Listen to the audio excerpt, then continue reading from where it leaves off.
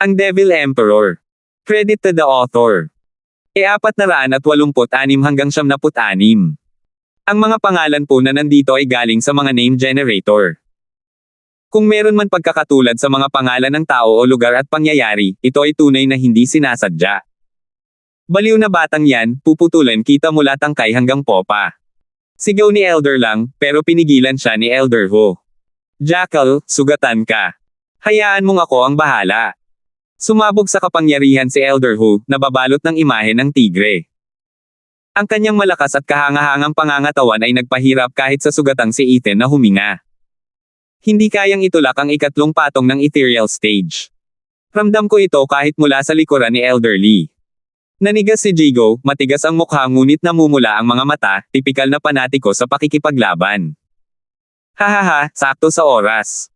Lumapit si Jigo, napapaligiran ng isang itim na dragon. Ang aura nito ay hindi kapantay ng tigre, ngunit hindi rin naman gaanong nawala ang kanyang dating. Bamulong ang mabangis na tigre, ano ba ang problema sa lugar na ito? Lahat sila ay kakaibang kalikasan. Nakasuot ako ng 2 patong ng damit sa kanya at dapat ay ako ang may kalamangan. Pero ang bentahang ito ay halos hindi nakikita. Imposibleng 2 patong ang kanyang katawan sa ilalim ko. Naghinala si Elder Ho. Paano niya nalaman na si Jigo ay isang panatiko sa pakikipaglaban? Nang maging mahirap ang sitwasyon, lalo siyang naglakas loob. Bukod pa riyan, nasa tagiliran niya ang heaven-reaching pill, habang si Yuan Chi ay umaalon na parang dagat, ginamit niya ang kapangyarihang tumalon ng mga patong-patong, mula una hanggang 3 patong. Boom! Naglaban ang dragon at tigre, na nagpayanig sa paligid. Habang pareho silang umatras mula sa sagupaan, 5 hakbang sa kanto ni Elder Ho at 10 sa kanto ni Jigo. Kahit na ang pinakanagulat ay si Fierce Tiger at ang kanyang grupo, nanlaki ang kanilang mga mata. Isang bagong cultivator na ethereal stage ang nakayanan ng isang batikang 3rd layer. Nakakaiyak, ano ang pinapakain nila sa mga ito? Una ay ang tusong si Profound Heaven at ngayon ay ito. Ito ba ay isang makamundong sekta o ano? Paanong lahat sila ay may talento? Hindi nakapagsalita ang tatlo. Nagreklamo ang mabangis na tigre ngunit hindi pa rin ito tinanggap, at sumugod gamit ang isa pang tigre patungo kay Jigo. Ayoko talagang maniwala na hindi kayang hawakan ng magaling kung ako ang isang baguhan sa ethereal stage. Sinunod ni Jigo ang mabangis na tigre gamit ang isa pang itim na dragon. Ganito rin ang nangyari, ngunit sa pagkakataong ito ay natumble lamang si Jigo ng 7 hakbang paatras. Lalong ninas ang mabangis na tigre. Lumalaki ang katawan ni Jigo habang lumalaban. Gulat na pinanood ng 2 pa niyang nakatatanda ang kanyan. Lungsod ba ng mga demonyo ang Rockland City? Wala ni isa sa kanila ang tao. Muli. Masigla si Jigo, at nagbabalak na sumugod muli. Nanginig ang mabangis na tigre ngunit kailangan niya itong salubungin. Naglaban ang itim na dragon at tigre hanggang sa dumilim ang langit at umugong ang lupa, nagtatagpo sa bawat pagliko na walang sino man ang nakalamang.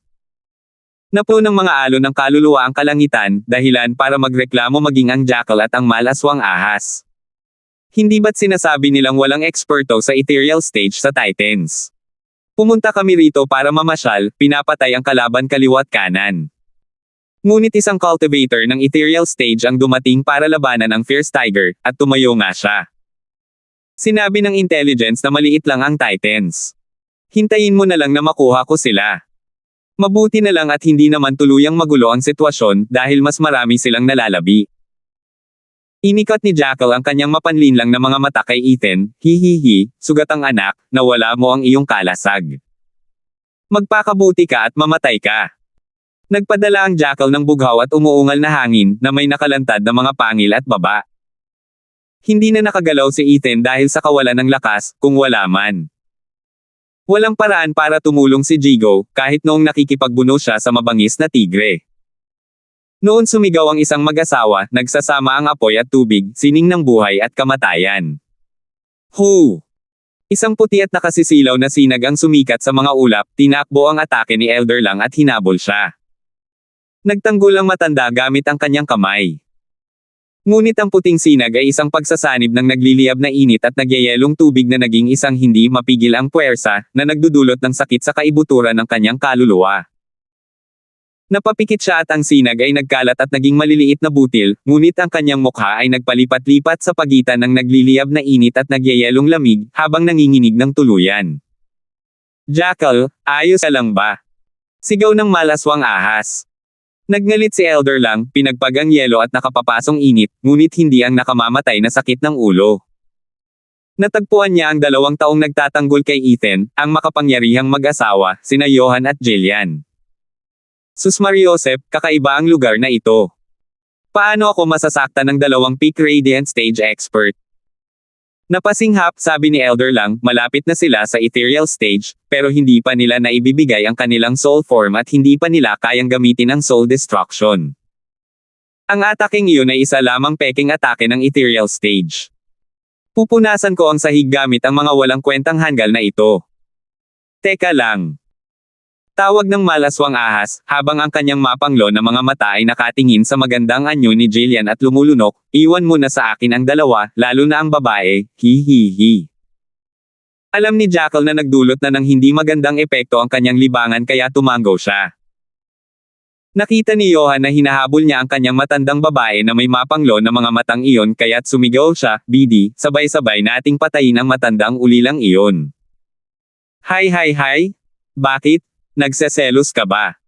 Humajejek si Jillian sa pagmamahal.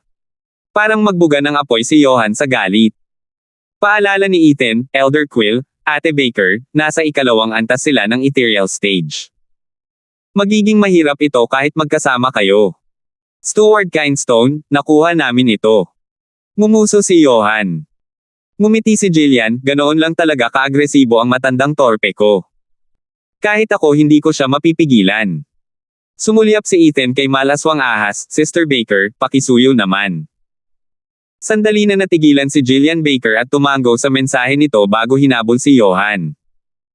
Tumawa si malaswang ahas nang dumating ang mag-asawa, tamang-tama nga ang gusto niya. Nakita ni Elder lang na mag-isa na si Ethan sa wakas at napangiti. Bagamat natawa si Ethan, ikaw na matandang ulila, hindi ka pa ba nasiyahan? Dalhin mo na yan kung sigurado kang mag-isa lang ako.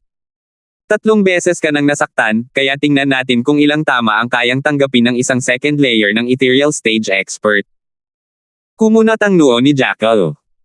Kung iisipin, lahat ng kanyang mga sugat ay nagmula sa pagiging magaan ng loob sa kanyang kaaway.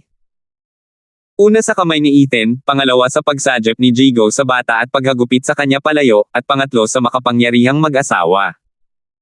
Hindi naman ganoon kalakas ang bawat isa sa mga palo na ito ng paisa-isa, pero mas lalong lumalala ang mga ito.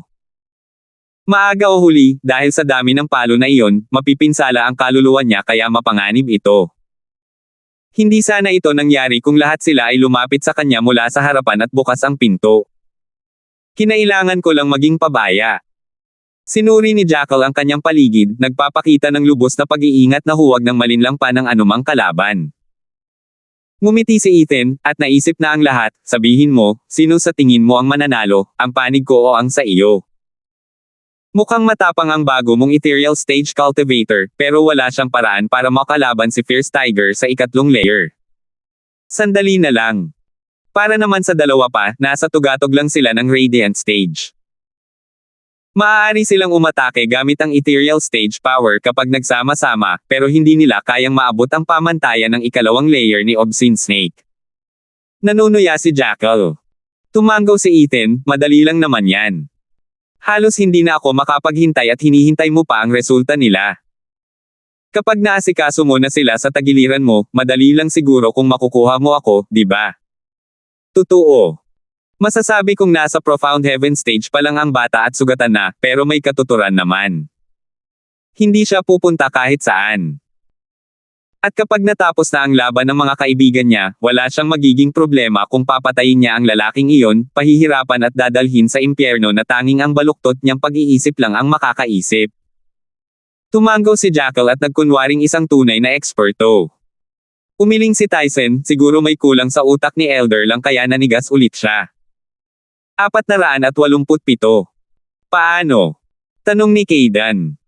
Paliwanag ni Tyson, nakakaabala. Hindi ko alam kung ano ang laro ng bata pero isang bagay ang sigurado, bumibili siya ng oras para sa isang bagay. Kaidan, sa tuwing makakaranas ka ng ganitong sitwasyon, huwag mong kalabanan ang iyong kalaban at maging matatag sa iyong desisyon. Ang takot ang pumapatay ng isip. Tumanggaw si Kaidan, dapat ba nating sabihin sa kanya?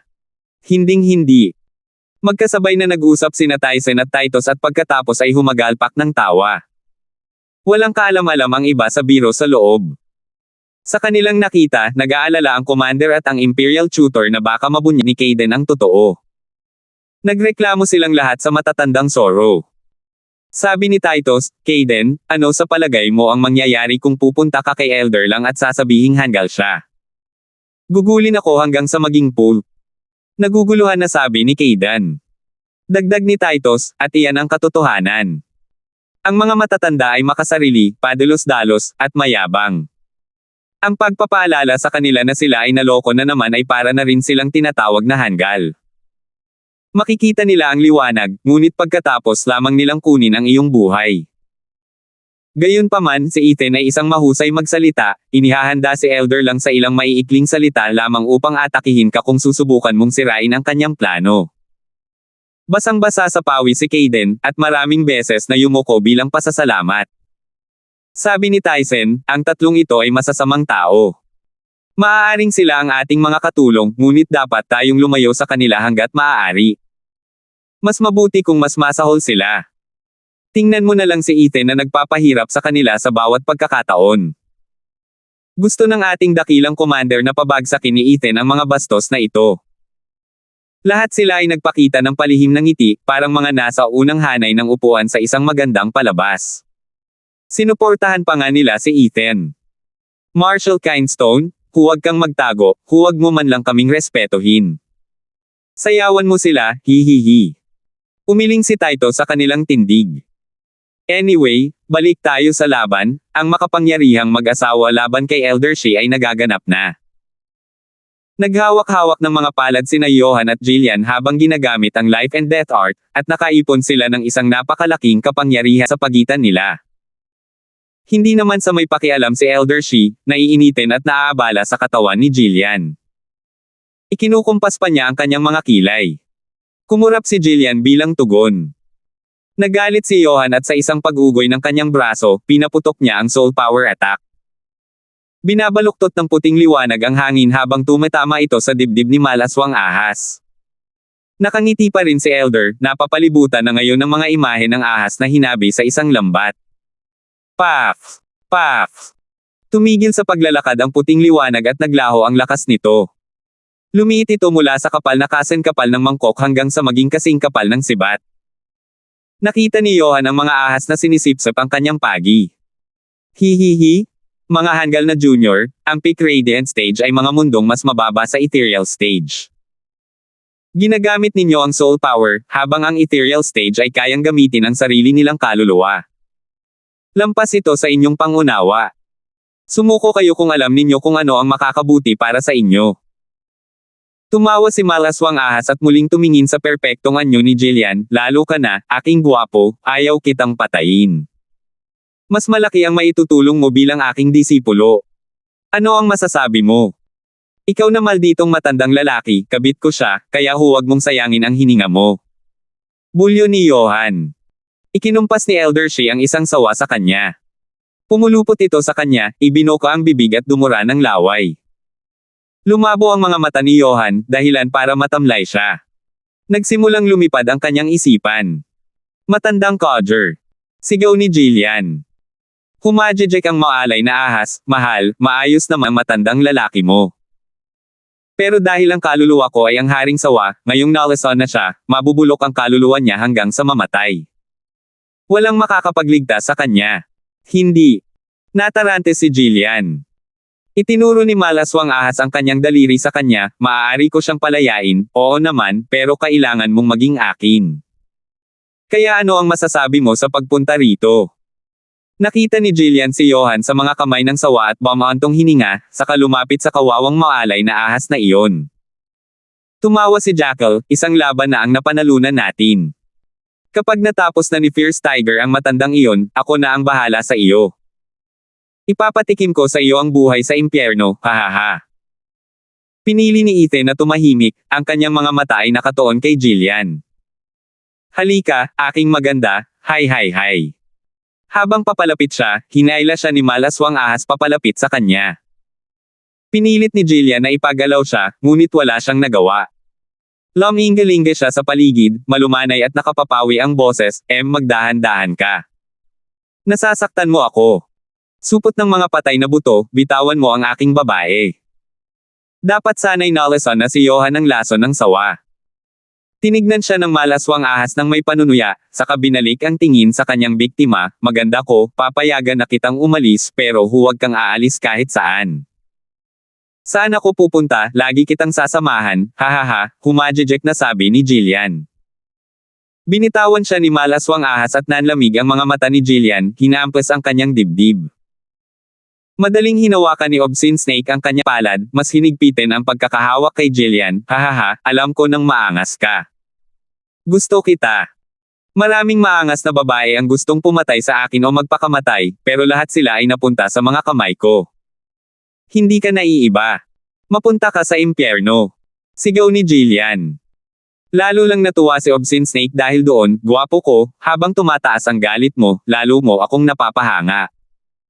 Ngayon, bigyan mo ako ng isang mahigpit na halik. Kumunat ang mga labi ng malaswang ahas, palapit ng palapit sa malinis na mukha ni Jillian.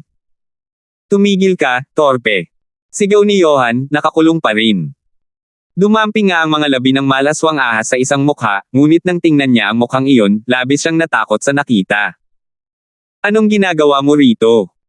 Si malaswang ahas, habang yakap si Ethan, ay parang kakagete ng isang bagay na marumi at bulok. Natulala si Elder lang nang makitang si Jillian ang nasa pwesto ni Ethan. Matandang ulila, ano ang masasabi mo sa mga mata ko? Maganda ba? Mahinang tanong ni Ethan. Natarante ng husto si Obscene Snake, hanggang sa puntong ibigay na niya ang kanyang tanghalian. Nandito ako para humalik sa isang gwapo, hindi sa isang lalaki. At tinatanong mo ako tungkol sa mga mata mo. Umalis ka na. Nakatitig si Ethan sa kanya bago pa man siya maiwaglit ni Obscene Snake. Napahawak si Ethan sa ulo niya at tinitigan ang mga mata nito nang may nakakaantig na sandali, hoy, ang gaganda ba ng mga mata ng batang ako? Ikaw na bastos, ang hilig mo maglaro, no? Tingnan mo kung paano kita papatayin. Umungol ang malaswang ahas, ang kanyang galit ay sumaire sa langit, na para bang pinatay ni Ethan ang kanyang ina at pagkatapos ay tinanong siya kung nagustuhan niya ito. Dumaikit si Ethan sa kanya na parang koala, kumikislap ang mga mata nitong kulay ginto, ang gaganda nila, alam mo, tingnan mong mabuti. Tingnan mo ang iyong. Kusang naglaho ang ulo ng malaswang ahas. Bahagi lahat iyon ng tusong tukana ni Ethan. Si Jillian ang palayok ng pulot, pagkatapos ay gagamitin nila ang matandang tagapagpalit para hulihin siya sa maling paa, o gamit ang maling kagandahan. Ang natitira na lang ay gamitin ni Ethan ang matang iyon, ang Void Annihilation, at alisin sa matanda ang walang kwentang palamuti sa kanyang mga balikat. Parang bukalang bumulwak na dugo at ang katawan niya ay tumama sa lupa. 488. Malaswang ahas. Sigaw ni Elder lang. Gulat na gulat din ang panig ni Tyson. Alam nilang walang magandang balak si Ethan, pero hindi nila maintindihan kung gaano kataas ang kaya ni Ethan na barilin. Isang profound heaven cultivator ang bumabagsak sa ulo ng isang ethereal stage expert. Una niyang pinawalang bisa si Elder lang gamit ang mga salita habang tinutukan si Elder Shi. Mapanlin lang si Ethan, napabuntong hininga si Tyson. Ang iba ay nasa parehong pananaw tungkol doon. Natulala si Rebecca habang nakatingin sa nakahandusay na bangkay habang ang kanyang puso ay biglang kumakabog. Tumalon palayo si Ethan at sumigaw, Elderly, galit na galit sila. Tumakas ka. Nanginig ang mga tainga ni Jigo at humiwalay siya. Habang hinahabol sila, nakaramdam ng panganib ang Fierce Tiger mula sa mga pagbabago-bago sa espasyo at umiwas. Nita niya ang dalawang gintong singsing sa kanang mata ni Ethan. Swoosh! Hinawakan ni Jigo si Ethan at lumipad palayo. Nang mawala ng ulo ang maalay na ahas, naglaho rin ang sawa sa paligid ni Johan. Sumama siyang muli kay Jillian at naroon sila sa likuran ni Jigo. Lumapit ang mabangis na tigre sa katawan ng malaswang ahas, saka tinitigan si Jackal, anong nangyari? Paano nila nakuha ang ulo niya? Nanginginig pa rin si Elder Lang, at pinapadyak ang sarili, paano ko malalaman? Isang segundo ay nandito na siya sa harap ko at pagkatapos ng sumunod na segundo ay nasa mga bisig na ng obscene snake na ang baliw, hawak ang ulo niya. Patay na siya bago ko pa man ito makita. Nakuha niya ang nararapat sa kanya, minamaliit ang kanyang kaaway at nababaliw sa kalibugan. Paulit-ulit ko nang sinabi sa kanya, hindi puro saya at laro lang ang kalibugan. Ito ang resulta. Tama na ang mga walang kwentang payo mo. Kasalanan mo ang lahat ng ito kung bakit hindi mo napigilan ang batang yan. Kasabay ng isang ungol, ang bangkay ng maalay na ahas ay gumapang at isang kayumangging sawa ang lumabas mula rito. Ito ay may malulupit na mga mata, laging sumisikip at may dalang pares ng makamandag na pangil na handang punitin ang kanyang biktima. Sinira ng bulok na halimaw na yun ang katawan ko. Pupunitin ko ang kaluluwa niya at kukunin ko ang katawan niya bilang paghihiganti. Sigaw ng sawa, habang ang buntot nito ay kumakaway kahit saan. Nagkibit balikat sina Elder Hu at Jackal, pagkatapos ay pinanood si Ethan na nagsalita, matandang lang, dapat ba nating tulungan ang malaswang ahas na magkaroon ng bagong katawan? Siyempre, kahit wala ang isyu ng ahas na yan, pupunitin ko pa rin ang punk na yan. Nagngalit na sabi ni Elder Lang. Lalong gumalaw ang katawan ni malaswang ahas, at umalingaw-ngaw ang boses, ano pang hinihintay mo, hulihin mo na siya. Kung wala kang katawan, nawawalan ako ng 10 bahagi ng aking lakas kada isang kapat ng isang oras. Kailangan ko siyang makuha agad. Bakit hindi na lang? Pumili ng kahit sino. Magpagawa ka muna ng katawan mo at saka tayo aalis, mungkahi ng mabangis na tigre. Pero galit na umiling si Obscene Snake, sige, sinira ng bata ang katawan ko at katawan niya ang mapapasa akin. Kahit anong kulang, katatawanan ako ng sekta. Parang hindi ka nakatawa-tawa. Isang dakilang eksperto sa ethereal stage ang nabasag ang ulo dahil sa isang tuta ng profound heaven, biro lang ito ng milenyo. Hindi yun mababago ng paghihiganti. Ang sumpaman na ahas na ito ay kahihiyan ng ating beast taming sect. Humajejek ang mabangis na tigre at jackal sa loob. Pero bilang mga kapwa miyembro ng sekta, ang pagpapabeye sa kalaban na basta na lang sumayaw ay magdudulot din sa kanila ng parehong kapahamakan. Walang ano-ano, hinabol nila, para man sa ikaluluwalhati ng kanilang sekta, o para sa personal na paghihiganti, ang malademonyong si Ethan. 2 lalaki at isang kaluluwa ng ahas ang lumipad palayo. Nabigla si Tyson, nalinlang na naman ang mga matatandang ito.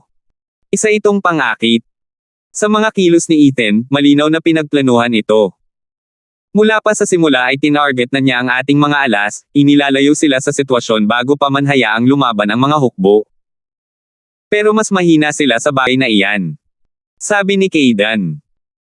Nagsalita si Tyson ng may karunungan, maaaring nasa kawalan ang kanilang hukbo kung hindi sila ang pinakamasama sa dalawa, pero mas mabuti na ito kaysa hayaan ang mga eksperto sa ethereal stage na gawing lugar ng pagpatay ang larangan ng digmaan. Ibig sabihin, mas marami pang plano si Ethan. Nakatulog na nakakunot ang noo ni Tyson. Bulalas ni Titus, kapatid na Tyson, ang ibig mo bang sabihin ay hindi lang sila inaakit ni Ethan, kundi bibihagin pa sila. Tama, para mahuli ang mga elder, kailangan muna silang maakit. Natatakot ako na nakatakda na ang kanilang kapalaran. Bumantong hininga si Tyson, sabi nila huwag itulak ang isang nakulong na kalaban. Ngunit ang mga elder na ito. Pero lahat sila ay nasa ethereal stage, at kahit anong bagay na nasa ilalim ng 7th grade array ay magiging walang saysay, anong klaseng patibong ang maaaring humawak sa kanila? Tanong ni Kaidan. Umiling si Tyson, higit pa sa inaasahan si Ethan, dahil sa kanyang napakaraming panlilinlang. Mayroon ba sa atin ang nag-akala na sisirain niya ang katawan ni Elder Shi? Natigilan ang lahat, naalala ang pagiging ahas ni Elder Shi at ang galit nito. Si Ethan ay namumukod tangi sa kanyang mga kasanayan at pamamaraan. Lahat ay posible kapag nasa paligid siya. Panginoong Ama, ano ang gagawin namin? Tulungan sila. Hindi. Binaril siya ni Tyson, mabuti pang tapusin mo na ang digmaang ito ng mabilis. Gusto ni Ethan na patayin ang ating mga eksperto kaysa harapin tayo. Bago siya bumalik, itatapon natin ang lahat ng mayroon tayo sa Rockland City. Haharapin niya ang mga matatanda pero ako ang sasakop sa lungsod. Ito ang magiging tagumpay natin. Labis na pagsalakay. Sakupin ang Rockland City. Sigaw ni Tyson at yumuko ang kanyang mga general, "Opo, Commander." Sa loob ng 15 minuto, ang hukbo ng Quanrong ay nakaayos na, kumikilos na parang isang itim na kayaig patungo sa Rockland City. Pinangunahan ng 8 tagabantay ng lobo ang kanilang mga dibisyon upang magsagawa ng isang malakas na pagkubkob. Humarap ang 4 na tigre ng Titan sa milyong kalalakihan sa kanilang likuran at bumantong hininga. 600,000 sa kanila ay mga veterano ng hukbong Drake habang ang natitira ay mga draftee, walang pinagkaiba sa isang magulo na grupo. Malaki ang tsansa para sa kanila ngunit wala silang ipinakitang pakialam, kahit na ang lahat ay naaayon sa isang plano. Tulad ng sinabi ni Marshall, si Tyson ay naghahangad na tapusin ito agad. Ang 8 Wolf Warden ay ipinadala rin sa labanan, isang ganap na pagsalakay. Ngumiti si Frank. Tumango si Brandon at humarap sa nagrereklamong si Hendrik, "Dahil tayo ang magiging pain, hindi karapat-dapat sa ating mga kasanayan, tiyak na maasim ang ikatlong kapatid, hahaha." Kailan pa nangyari ang ganito? Malapit na tayong makipagdigma sa commander ng kalaban pero hindi man lang tayo marunong sumugal. Napaka-unfair ni Marshall, buntong hininga ni Hendrik at padyak na naglakad. Sinabi ni Frank, "Totoo, hindi naman sa wala lang nagiging katiwala si Marshall ng matandang ika-5 sundalo. Kailangan niya itong pagandahin. Isa pa, kung may isang pangkat na kayang lampasan ang kalaban na parang mantikilya, iyon ay ang nakakatakot na dibisyon. Sa tulong ng ating mga tauhan, hindi natin malalampasan ang mga warden." Ang pagbanggit pa lamang sa kanilang ika-5 kapatid ay muling nagpaungol si Hendrik, dapat ilagay ang bawat sundalo ayon sa kanilang mga kasanayan. Ang pagbibigay sa akin ng dibisyong iyon ay magbibigay daan upang maabot nito ang tunay nitong potensyal, hindi tulad ng nasa ilalim ng ika-5 pwesto. Hindi ba nakikita ni Marshall ang simpleng katotohanan ito? Hindi bulag si tatay, wala lang siyang pakialam sa iyo. Kinagat ni Satergord ang isang sangkap sa gilid, naiinip, nepotista si tatay. Sino ka ba para sa kanya, para basta-basta kanyang bigyan ng matitigas at pinong mga papel ng digmaan? Hindi ito tinanggap ni Hendrik, Satergord, iba ka ba? Anak kanya, matapang at malakas. Kaya bakit niya pinili ang mga nakatatanda kaysa sa iyo sa pakikitungo sa mga eksperto sa ethereal stage na iyon? Dahil ang laki mong pasanin. Inutusan ako ni tatay na alagaan ka. Hinding-hindi kita iiwan sa paningin ko, natatakot akong baka kailanganin ninyong magbantay ng bata ng mga walang kwentang general. Kaya nga ako natigil dito kaysa sayangin ang matandang ulap na nanggugulo kay tatay, galit na sabi ni Satergord. Pumagit na si Frank bago pumutok ang gasket ni Hendrik, ngayon, lahat tayo ay nasa iisang panig, sinusunod ang mga utos ni Marshall. Bukod dito, tama si Satergord, nagpapadala ang kalaban ng mga espesyalista para habulin tayo. Tingnan mo. Sinundan ng iba ang daliri ni Frank at nakahanap ng panandaliang itim na hamog sa hukbo ng Quanrong. Mga bantay ng anino. 489. Dahil napakalapit ng Shadow Guard, malamang hindi nalalayo ang iba. Tumayo si Frank at sumigaw, "Maghanda kayo sa labanan. Sir Satergord, pakitulungan naman kayo." Tumango si Satergord, sabay kagat sa kanyang halamang gamot, iyon nga ang sinabi sa akin ni tatay. Naging mahigpit si Frank at pinangunahan ng 4 na magkakapatid ang kani-kanilang mga pangkat palabas ng lungsod. Ang hindi balanseng labanang ito ay nagparamdam maging sa mga batikang tigreng ito ng pressure. Si Caden ang gumaganap bilang pamalit na commander, na namamahala sa mga bantay ng lobo nang mapansin niya ang milyong kalalakihan at mga tigre na paparating. Walang saysay para sa kanila na talikuran ang bentaha ng mga pader, kahit na walang hanay, at piliin ang isang harapang pagsalakay. Naunawaan niya agad ang kanilang plano. Sa labas lamang ng mga pader ng lungsod magtitipon-tipon ang hukbo ng 4 na tigre upang bumuo ng isang kalso at sumalakay sa puso ng kanyang kampo. Mayabang si Ethan, ibinubuhos ang lahat sa isang mapanganib na galaw. Hindi kami magaling sa mga pormasayon ng sundalo, pero mayroon kaming mga espiritual na halimaw para bigyan ka ng isang mundo ng pananakit. Iniutos ni Caden, Steelarm Wolf at Ironback Wolf, pumunta kayo sa unahan para harangan sila. Ang Howling Wind Wolf at Blood Shadow Wolf ang saisalakay sa likod ng dalawa. Magdulot ito ng kaguluhan sa labanan kapag nasira ng suporta ng pamilya ng imperyo ni Titans ang kanilang pormasayon. Naiintindihan ko. Umalis ang mensahero. Nagpalit ng porma sayon ang nagkalat na mga lobo. Nagsanib puwersa ang mga pangkat ng Ironback Wolf at Steelarm Wolf, na bumuo ng isang pader sa harap ni Kaidan. Tumawa si Frank, ibigay mo ang lahat, sumugod ka. Dahil kakaunti ang kanilang bilang, ang pinakamahusay nilang magagawa ay tapusin agad ang labanang ito. Kinailangan nilang harapin ang panganib ng isang patibong upang makarating sa commander at mabihag ito. Umungol. Niyanig ng walang takot na sigaw ng mga sundalo ang kalangitan. Kasabay nito, daan-daang itim na daanan ang lumipad na may nakakatakot na mga galaw. Pumasok sila sa kanilang hanay at pinagpabagsak ang mga lalaking ito gamit ang kanilang mga itim na espada. Agad na gumuho ang kanilang halos na buo na hanay. Sa itaas pa nila, binomba sila ni Hollis gamit ang mga pyesa ng chess. Sumipol ang mga ito sa ere at nag-iwan ng mga bunganga at mapanglo na iyakan. Libo-libo ang nabuwal sa bawat pag-atake. Tumawa sa tuwa sina Howling Wind Wolf at Blood Shadow Wolf na naka-standby. Kung wala si Raisin, wala silang kwenta. Tingnan mo kung gaano kadaling bumagsak ang kanilang porma sayon. Ang walang talo na hukbo ay babagsak kahit wala ang ating tulong. Tumawa si Howling Wind Wolf. Tumawa si Blood Shadow Wolf, ang isip ng Marshal Kindstone na iyon ay puno lamang ng mga pakana, ngunit kulang sa departamento ng militar, hahaha, pagdating sa mga digmaan, ang mahalaga ay gamitin ang iyong buong lakas sa isang labanan. Ang pagiging masalimuot sa politika sa korte at mga balabal at punyal araw-araw ay nagpapahina sa iyo sa paggabay sa mga sundalo. Gaano man siya katalino, mamamatay ang hukbong Drake sa kanyang mga kamay.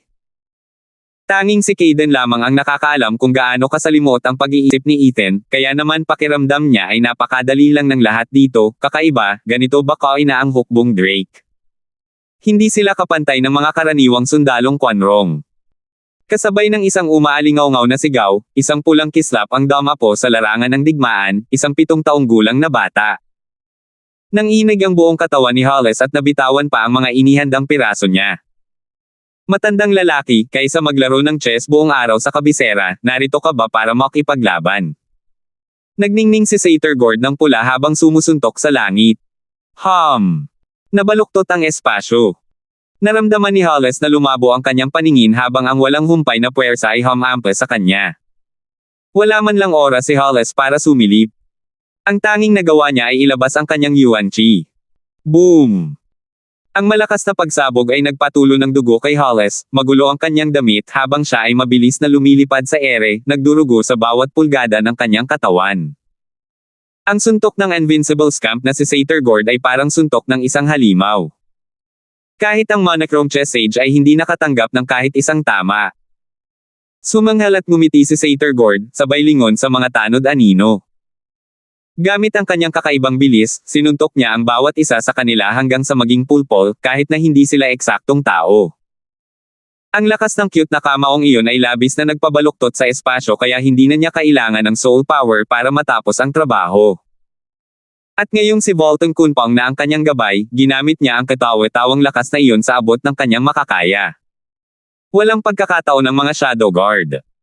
Tumakbo ng pabalik-balik si Satyr-Gord habang pinapako ang mga anino sa bawat kanto. Nang lumapag si Satyr-Gord, ang kanyang maliit na kamao ay basang-basa ng dugo, ang kanyang matatalim na mga mata ay nakatitig sa mga dibisyon ng Ironback Wolf at Steelarm Wolf. Sumigaw si Frank, patay na ang mga walang hiya, atakehin ninyo. Umungol. Nagtipon ang kanyang mga kapatid, pinangunahan ang 600,000 kalalakihan upang bumuo ng isang bagong porma sayon. Hindi tulad ng dati, ang mga sundalong ito ay may ibang tapang, matigas ang ulo, at matitigas ang ulo. Sila ang mga labi ng hukbong Drake. Sugod na. Sigaw ni Frank. Nang nangunguna ang mga tigre, nagsanib ang Yuan Chi ng hukbo. Ang mga sundalo ay bumuo ng isang matalas na talim na kayang hiwain ang anumang kalasag. Biglang napatalon sina Ironback Wolf at Steelarm Wolf, dahil sa nakita nilang mas matindi ang kalaban na ito kumpara sa mas malaking kalaban na kanilang binuo. Ito ang hukbong Drake. Pain lang ang nauna. Sigaw ni Kaidan. Nasa unahan na ng hukbong Drake ang 2 dibisyon ng kalaban ng tama ang tiyempo ni Satyr-Gord sa kanyang kamao, mataas na kamao, binabahagi ang langit. Umungol. Nagsanib ang kanyang atake at ang aura ng Drake Army. Naramdaman ni na Ironback Wolf at Steelarm Wolf ang pagbagsak ng langit sa kanila. Ang matinding lakas ng ataking ito ay nagnakaw ng hangin sa kanilang mga baga at nagpahinto sa kanilang mga puso. Boom! Ang milyong tauhan ng dalawang lobo ay nagkalat sa kung saan-saan, marami ang nagkapira-piraso, habang hinihiwa sila ng mga tigre na parang papel. Sa mukha ng dugo ang Ironback Wolf at Steelarm Wolf. Kailangan nilang magpasalamat sa kanilang pormasayon dahil buhay pa rin sila. Bagamat ngayon ay nasira na ang mga dibisyon. 30% ang namatay dahil sa pagbangga habang 60% ang nasa kritikal na kondisyon. Imposible ito. Nakanganga si Kaden, walang ganoong kalakas ang hukbong Drake kahit na nasa buong lakas pa. Paano nito nabasag ang dalawang dibisyon ng mga lobo? Sumulyap si Kaden sa lumilipad na batang lalaki at napalunok, ay ang walang talong si Satyr Gord. Siya lang mag-isa ang nakasira ng 1,000,000 sundalo. Tawagan mo ang mga eksperto para maalis ang bata o tapos na tayo. Utos ni Kaden. Masyadong lapit ang 4 na tigre, papalapit sila sa dibisyon ni na Blood Shadow Wolf at Howling Wind Wolf. Si Satyr Gord ay lumilipad ng paikot sa itaas. Napalunok ang dalawang lobo, namumutla sa takot. Kahit gaano pa sila kalakas noon, hindi kailanman naging ganoon kakakaiba ang hukbong Drake. Hindi pa 1 minuto ang nakalipas ay kinutya nila ang kamangmangan sa militar ni Ethan dahil magaling lang siya sa mga pukana. Nakakatawa na ang isang pukana ang siyang nagpabagsak sa dalawang dibisyon. Kakailanganin lamang ng mga tigre ng ilang sandali para sugurin ang kanilang batang commander at sagasaan sila. Tungkol naman sa pagpapahinto sa kanila, hindi nila ito pinangarap. Mga dibisyon sila ng pag-atake, pinakamahusay na ginagamit habang abala ang kalaban sa pagtulak pabalik sa Steelarm Wolf at Ironback Wolf. Hindi sila ginawa para sa depensa. Noon lumipad ang 3 lalaki sa harap ni Satyr Gord. 490. Ikaw na naman. Sumimangot si Satyr Gord, ikaw na bulok na sako ng karne, lagi mo na lang akong itinutulak. Noong huling beses na pinakawalan kita, naglakas loob ka pa ring bumalik. Panahon na ba para mamatay ka? Nakabalot ng itim na damit at may itim na ambon sa paligid, bumalik si Haring Anino. Sa kanyang tabi ay ang mga dating kakilala ni Satyr Gord mula 300 taon na ang nakalilipas, ang mga matatanda ni Conrad. Punong-puno ng pagkauhaw sa dugo ang dalawa. Ngumisi si Shadow King, Satyr Gord, ang tanging dahilan kung bakit ako nandito ay dahil sa pagkakataong ito ay handa na ako. Tingnan mo ang paligid mo, lahat sila ay mga matagal mo ng kaibigan. Kilalanin mo sila. Sumanghel si Satyr Gord, wala akong oras para sayangin sa mga walang pangalang junior. Ang galing ng bunganga mo. Puspusan ng ating pakikipaglaban 300 taon na ang nakalilipas at pagkatapos ng lahat ng panahong ito, malamang nakalimutan na ng marangal na si Ginoong Go na gumaganap bilang banal na dragon ang kanyang mga sinaunang kaibigan. Pang-uuyam ng isa. Tinitigan pabalik ni Satyr Gord, nandoon ka ba? Teka, patay na silang lahat kaya paano kayo nabuhay pa? Mga lalaki.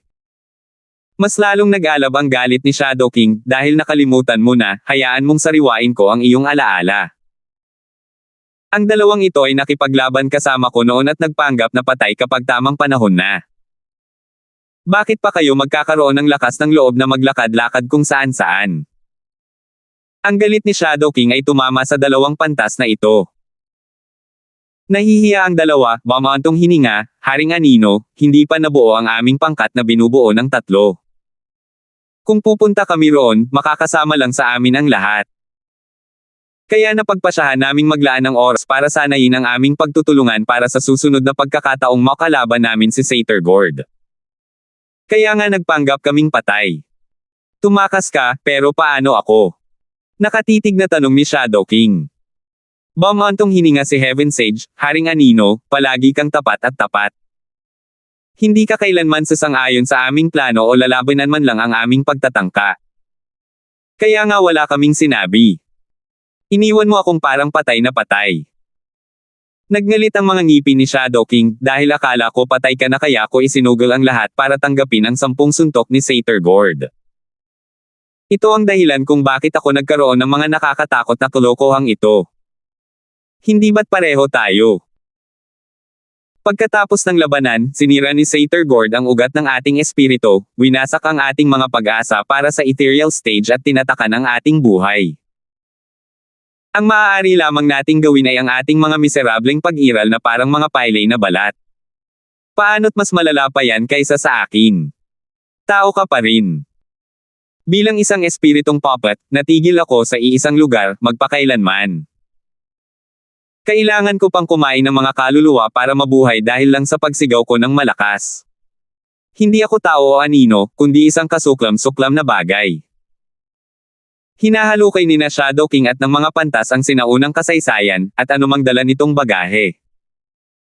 Nakatayo lang doon si Satyr Gord na nakakunot ang noo habang iniisip ang nakaraan ng dalawa. Nagngingit-ngit sa galit si Kaden sa ibaba, wala nang ibang hinangad kundi ang umakyat doon at bigyan sila ng kahit kaunti talino. Nandito ka bilang backup, hindi para makipag-away. Ganito ba ang ugali ng mga eksperto ng Titans? Maging responsable ka sana sa Diyos. Kapag natapos mo na ang away mo, wala na ang mga tauhan ko. Sapat na ang narinig ni Satyr Gord para magpatunog ng mga kampana, nako. Hindi ka papatay. May mga masigla pa rin mula noon. Nakakahiya. At nagkunwari ka pang namatay. Para mo na rin akong niloloko. Kayong tatlong bulok na manloloko ay walang nararapat kundi kamatayan. Lumingon ang tatlo sa bata, ngayon ay napagtanto na nila kung bakit sila nandito at lumungkot ang kanilang mga mukha. Mga sage ng langit at lupa, iwanan na muna natin ang sama ng loob at bumalik na tayo sa ating misyon. Panahon na para tapusin natin ang ating nasimulan 300 taon na ang nakalilipas. Napakurap si Shadow King. Tumango ang dalawa, perpekto ang aming pagtutulungan at magiging perpektong target ang bata. Ngumisi si Satyr Gord, kasama kitang pinunasan ng sahig noon, at gagawin ko rin iyon sa iyo ngayon. Hihihi, sino ang nakakaalam? Gaya ng sabi nila, binabago ng panahon ang lahat. At mayroon tayong 3 siglo sa ating panig upang maghanda para sa araw na dudurugin namin kayo. Sinanay natin ang ating pagtutulungan para sa sandaling ito. Sumabog ang Heaven Sage ng may kapangyarihan, naglabas ng nakasisilaw na liwanag. Habang ang Earth Sage ay naging itim na liwanag, ang kabaligtaran naman ang nangyari at nagbigay ng nakakatakot at mapanganib na aura. Sa ilalim ng gulat ng mga titig, ang dalawang ilaw ay naghalo at bumuo ng isang malaking umiikot na taiji. Sinasabi sa kanya ng likas na ugali ni Satyr Gord na may mali sa siklo ng pagsuso na iyon. Hindi pa natatapos ng dalawa ang kanilang kombinasyon at nakakaramdam na siya ng panganib. May alas talaga ang dalawa. Sabi ni tatay, ang unang makatama ang may kalamangan. Babaguhin ko ang galaw nila bago pa nila ito matapos. Nagliwanag ng pula ang kamao ni Satyr Gord at sumuntok siya. Umabot lamang ang dalawang pantas at ang dalawang ilaw ay bumuo ng isang vortex na humaharang sa atake. Naglaho ang atake ni Satyr Gord at nabawas ang lakas nito. Ang suntok ko. Nanlaki ang mga mata ni Satyr Gord. Tumawa si Heaven Sage, ang dakilang invincible scamp na si Satyr Gord ang unang sumalakay. Kaya pakiramdam mo ay wala kang laban sa amin. Bakit mo pa gagawin iyon? Parang, nagsawa na ako sa mga kadaldalan mo. Inilabas ni Satyr Gord ang baba niya at tumahol, ipapadala ko kayong 3 sa kabilang buhay tulad ng ginawa ko 300 taon na ang nakalilipas. Galit na galit ako dahil nalaman ko. Ngumisi ang dalawang pantas, na nagpadala ng itim at puting alimpuyo kay Satyr Gord. Napaigtad si Satyr Gord, nang matuklasan niyang nakaatake na siya. Ang vortex ay naging itim at puting kadena, humihigpit ang pagkakabalot sa kanya. Kakaiba ang mga kadena para makayanan ang kanyang lakas. Kahit gaano pa kalakas ang pagpupumiglas ay hindi nakatulong. Ngumisi si Heaven Sage, iligtas mo ako. Ginagamit ng ating mga Cade ng Yin Yang ang hininga ng mundo na pumapasok sa isa't isa at nakatali sa mundo mismo. Walang makakawala sa mga ito, maliban na lang kung masisira mo ang mundo, hahaha. Tumawa ang dalawa pa sa ginawa ni Satyr Gord. Dumating na sa wakas ang araw ng tuso. Sa wakas ay malaya na tayo sa napakatiis na paghihirap na iyon, hahaha. Napadpad sa kanilang isipan ang lahat ng uri ng panghihinayang na nararamdaman ni Satyr Gord, nang mamula ang bata at sumigaw, "Ako si Soren Kilin, napakadali lang talagang durugan ang mundo." Umungol. Niyanig ng dagandong ni Satyr Gord ang kalangitan, pinagmulang anyo, "Kilin." Sumabog si Satyr Gord sa isang mapula-pulang liwanag at ang kanyang maliit at kaibig-ibig na mukha ay pumiyok. Lumaki ang kanyang mga braso, natakpan ng mga kaliskis ang kanyang balat at dumami ang kanyang kapangyarihan. Mula sa pagiging isang cute na bata, naging isang sagradong halimaw si Satyr Gord. Kahit na nakatonikala, ang kanyang aura ay nagdudulot ng takot sa mga pantas. Susmariosep, isa siyang kakaibang nilalang. Napasinghap si Heaven Sage nang makita ang bawat galaw ng halimaw na may di masukat na kapangyarihan, na pumuputol ng kadena sa bawat pagkakataon. Nabigla ang buong larangan ng digmaan habang nakatingin sa halimaw. Ang anak ni Ethan, ang Samire sa Titans ilang siglo na ang nakalilipas, si Invincible Scamp Satyr Gord, ay isang ang mabangis na halimaw. 471. Human Sage, huwag kang tumayo lang dyan. Hindi na tayo makakatagal. Tiniis ng mga Heaven and Earth Sage ang paghihirap ng nakakuyom ang mga ngipin at pilit na mga ekspresyon. Maingat na nakatayo si Shadow King sa gilid, walang itinaas na daliri. Napangisi si Shadow King, hindi sana ito nangyari noong una pa lang, kung magkasama natin siyang hinarap 3 siglo na ang nakalilipas. Iniisip talaga ni Shadow King na saksakin ang dalawang ito, pero isang bagay ang malinaw, tanging magkasama lang nila makakayanan si Satyr Gord para sa mas malawak na sitwasyon. Gumawa ng senadorya si Shadow King at isang gintong kadena ang sumugod patungo sa mga cade ng Yin Yang na nagliliwanag din sa mga ito. Lalong humigpit ang mga kadena at tanging ang maiyak lang sa pagkabalisa ang nagawa ni Satyr Gord, hindi niya kayang putulin ang kanyang mga gapos kahit na si Kilin pa lamang. Langit, lupa at tao, Tri-Barrier. Ang 3 pantas ay gumawa ng parehong senadoryas. Tumangala si Frank nang nakakunot ang noo. Pati na rin ang katabi niya, natakot din siya sa hubog ng katawan ni Satyr Gord, pero kakampi nila ito at suportado nila. Nang selyado si Satyr Gord, naputol ang mga pakpak ng kanyang hukbo. Ang pagsulong ngayon ay magdudulot lamang sa kanila ng matinding casualty. Sumibaw lang loob ng Howling Wind Wolf at Blood Shadow Wolf. Ang pagkatalo ni Satyr Gord ang kanilang pakinabang. Dahil sa kanilang kalamangan sa bilang, madali nilang mapipigilan ang 600,000 hukbo ng Drake. Halina, 4 na tigre ng Titans. Tumawa si Blood Shadow Wolf. Sumigaw si Frank, Howling Wind Wolf, Blood Shadow Wolf, pumunta ka sa gilid. Gawin mo ako. Gumanti ng kagat sina Howling Wind Wolf at Blood Shadow Wolf. Boom!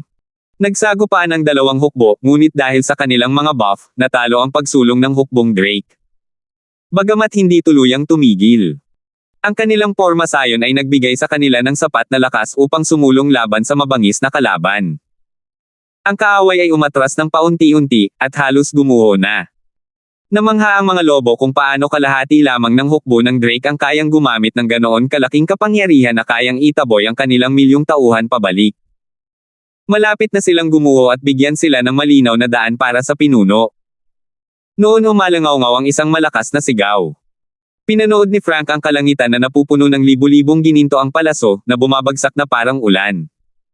Dibisyon ito ng Sky-Piercing Wolf. Sigaw ni Frank, magpalit ng porma sayon. Mag-shield up, mountain formation. Whoosh! Huminto ang hukbong Drake at pamwesto para sa depensa. Ang kanilang Yuan Chi ay naging isang matibay na pader.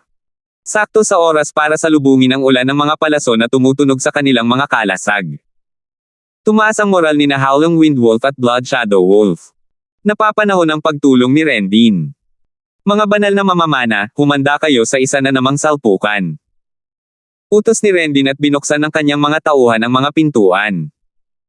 Ang tanging nagawa na lamang ng hukbong Drake ay yumuko sa ilalim ng kanilang mga kalasag at kumapit sa walang tigil na pagpukpok. Nang sa wakas ay tumigil ang pag-atake, natagpuan ng Drake Army sina Howling Wind Wolf at Blood Shadow Wolf na nakikipagtulungan kay Sky-Piercing Wolf sa pamamagitan ng pagpapalibot sa kanila. Hindi na posible ang pagsulong ngayon. Bumantong hininga si Frank, mataas ang panganib sa galaw na ito. Panalo o talo tayo. Kahit nasa tabi tayo, dito natin tatapusin ang ating katapusan. Kapatid, anong gagawin natin? Tanong ni Brandon. Umiling si Frank, tapos na ang ating gawain. Kailangan lang nating manatili sa ating pwesto at panatilihing abala ang kanilang mga tauhan. Iyan ang papel ng Pain. Hawak ng Fifth ang tunay na puwersa. Tumingin si Frank sa tolda ni Tyson nang nakangiti. Sa Rockland City, pinapanood ng mga Panginoong may lupa ang pagkahuli sa hukbong dugo, si Sator Gord ay nakatakas at nag-aalala. Pavilion Lord Long, anong gagawin natin? Kailangan natin silang iligtas o mamamatay ang lahat ng tao sa lungsod. Sabi ni Lola. Bumantong hininga si Rufus Long, paano natin gagawin yan? Mapapalaya si Sator Gord. Wala tayong sapat na tauhan. Susuportahan ang hukbo. Paano natin gagawin yan kung lagi na lang tayong mag-isa sa operasyon?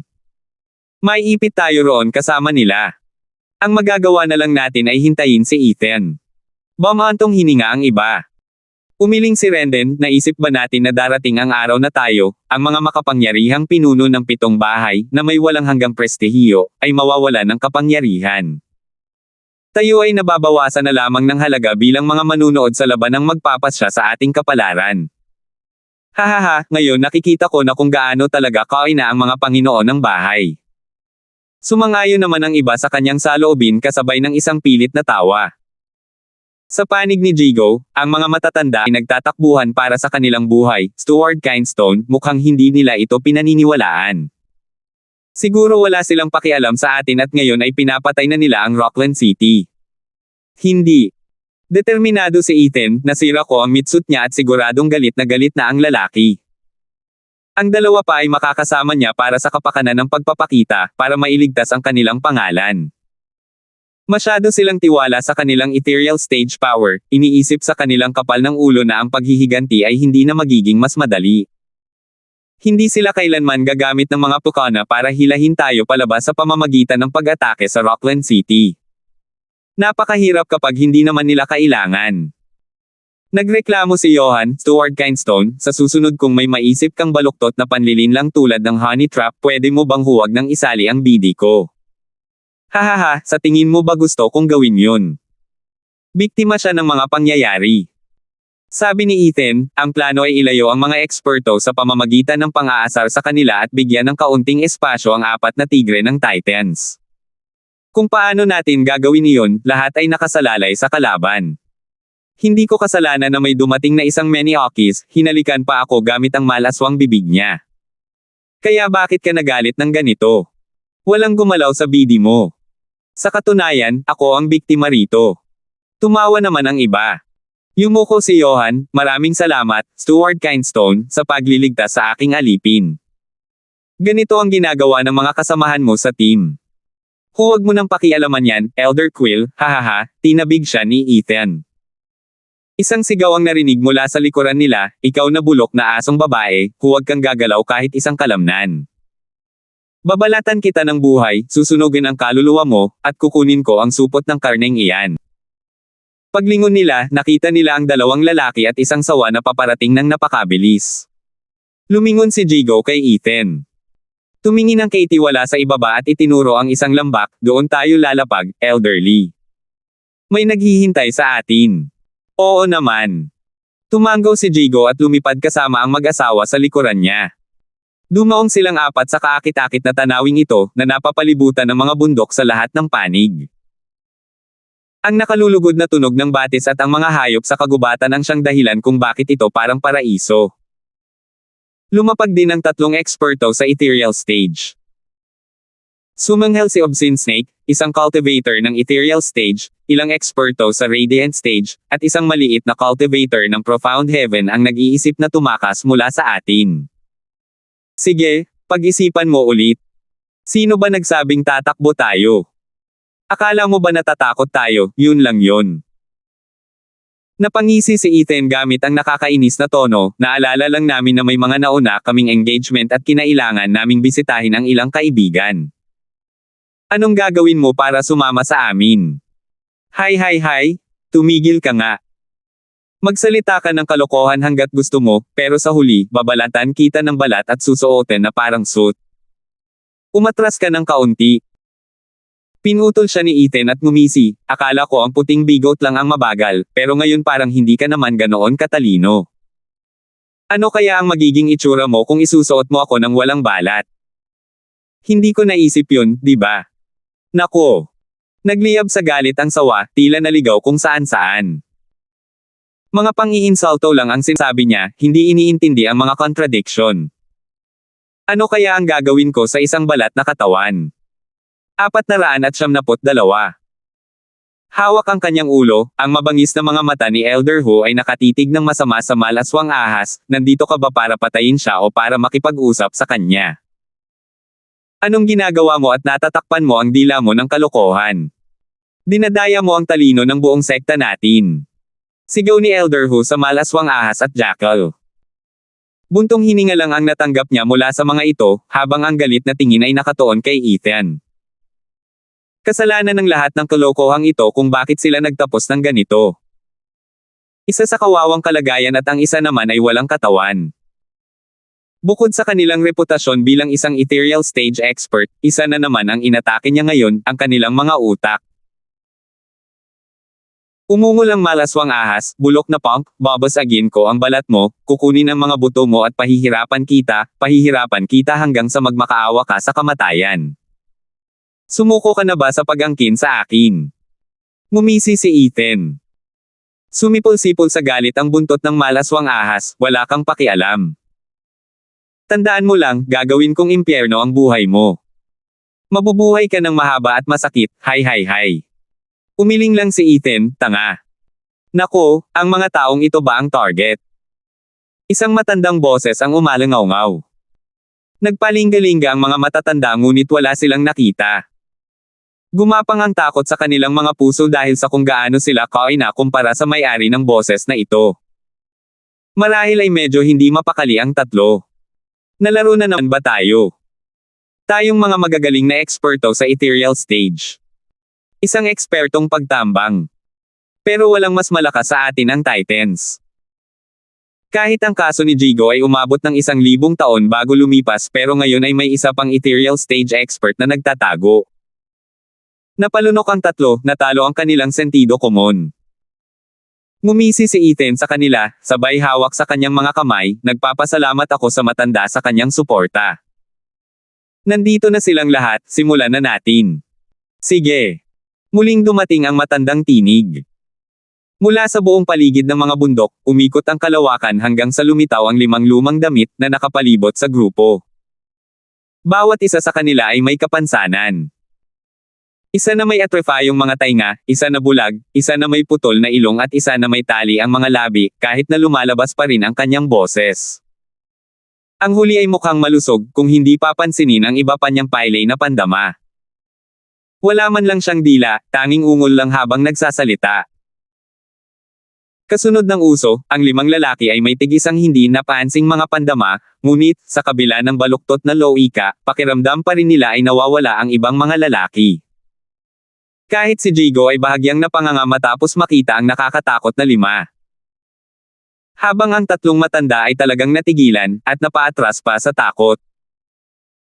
Nagngalit ang mga ngipin ng mabangis na tigre, Impermanence 5 nanograms Demon Scheming Sect, anong ginagawa mo rito? Huling tiningnan ko, ang Demon Scheming Sect ay isa sa 3 sektang tagapag-alaga ng Titans Empire. Natural lang na maglibot sa ating nasasakupan. Gayunpaman, hindi ko maiwasang magtaka, ano ang ginagawa ng Beast Taming Sect dito? Nandito ka ba para guluhin ang ating mga disipulo? 4 na elder ang simpleng nagnilay-nilay sa ibabaw ng bato, at tanging ang elder na bulag, bingi, at may bar-adong bibig lamang ang nagsasalita. Lalong tumitindi ang takot sa loob ng 3 halimaw na elder, kitang-kita sa kanilang pawis. Pinunasan ng mabangis na tigre ang kanyang noo at yumuko, mga elder, tinuya kami ng isang tusong mababang uri. Hindi pa namin ginalaw ang sino man sa mga disipulo ng inyong dakilang sekta. Hindi naman, di ba? Kung ganoon, ano ang ibig sabihin ng pananakit at paghawak sa katawan ng ating disipulo? Mahinang-mahina ang aking mga tainga, pero maayos naman ang aking pandinig. Ang sabi rin ng disipulo. Nagtataka na ang 3 ngayon, at sumisigaw kay Ethan, isa ka bang disipulo ng Demon Scheming Sect? Oo, ginagawa pa lang. Nagkibit balikat si Ethan. Nanginginig na parang mga dahon ang tatlo at sumabog ang puot sa loob nila. Hindi dahil sa panghihinayang, kundi dahil sa mali siya na nakatutok sa kanilang mga ulat ng panektik. Sinadya nila yon. Paano pa nila hindi malalaman na ang target natin ay kasama ng Demon Scheming Sect? Ang dapat sana ay simpleng gawain sa loob at labas, sa ilalim ng mapanuri na mga mata ng mga sektang tagapag-alaga ng Titans, ngayon ay naging gawain na ngayon ang pag-target sa disipulo ng Demon Scheming Sect. Sila ay kasing kinis ng isang Lomax. Lalo na ang emperador ni Titans. Ikaw na Hangul, paikot-ikot at pinupuntirya ang mga uhan ng Demon Scheming Sect gamit ang iyong mga kalokohan. Masyado na bang maganda ang buhay para sa iyo? Malapit nang umiyak ang tatlong matatanda. Mga veterano ang Impermanence 5. Dapat ay madali lang ang pinagdaanan natin pero ngayon lang tayo nakarating dito at nabangga na natin ang pader. Agad na yumuko ang mabangis na tigre, mga matatanda, hindi namin alam na sa inyo ang bata. Hinihiling namin na palampasin ninyo ang aming mga pagkakasala dahil sa kabutihan ng inyong mga puso. Hahaha, ano pa ang saysay ng mga patakaran ng sekta kung sapat na ang isang simpleng paghingi ng tawad. Ginulo mo ang disipulo namin at akala mo ay makakaalis ka ng ganoon-ganoon lang. Kanino mo ba kinukuha ang Demon Scheming Sect? Pang-uuyam ng matanda. Habang namumuo ang luha sa kanilang mga mata, kinailangang ipakita ng malaswang ahas ang kanyang pagkadismaya, mga matatanda, tingnan ninyo kami. Siya ang nanggulo sa amin. Buhay pa rin siya at sumisigla kahit na natanggal na niya ang aking katawan.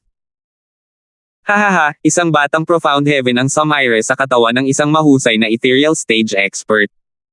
Nakakahiya. Tapos ngayon ang lakas ng loob mong aminin yan. Sa tingin ko, mas makakabuti sa iyo ang kamatayan. Pang-uuyam ng matanda. Bahagyang nanginig ang apat na nakatatanda, bawat isa ay nagpahayag ng tuwa sa kani-kanilang nakakatakot na paraan. Tumahol ang mabangis na tigre, malaswang ahas, bulag ka ba talaga? Isa itong patibong. Naghihiwa-hiwalay ang Demon Scheming Sect para lang makakuha ng pakinabang. Maaari tayong magmakaawa hanggat gusto natin, pero hindi nila tayo kailanman bibitawan. Hahaha, lahat tayo ay produkto ng kanilang kapaligiran.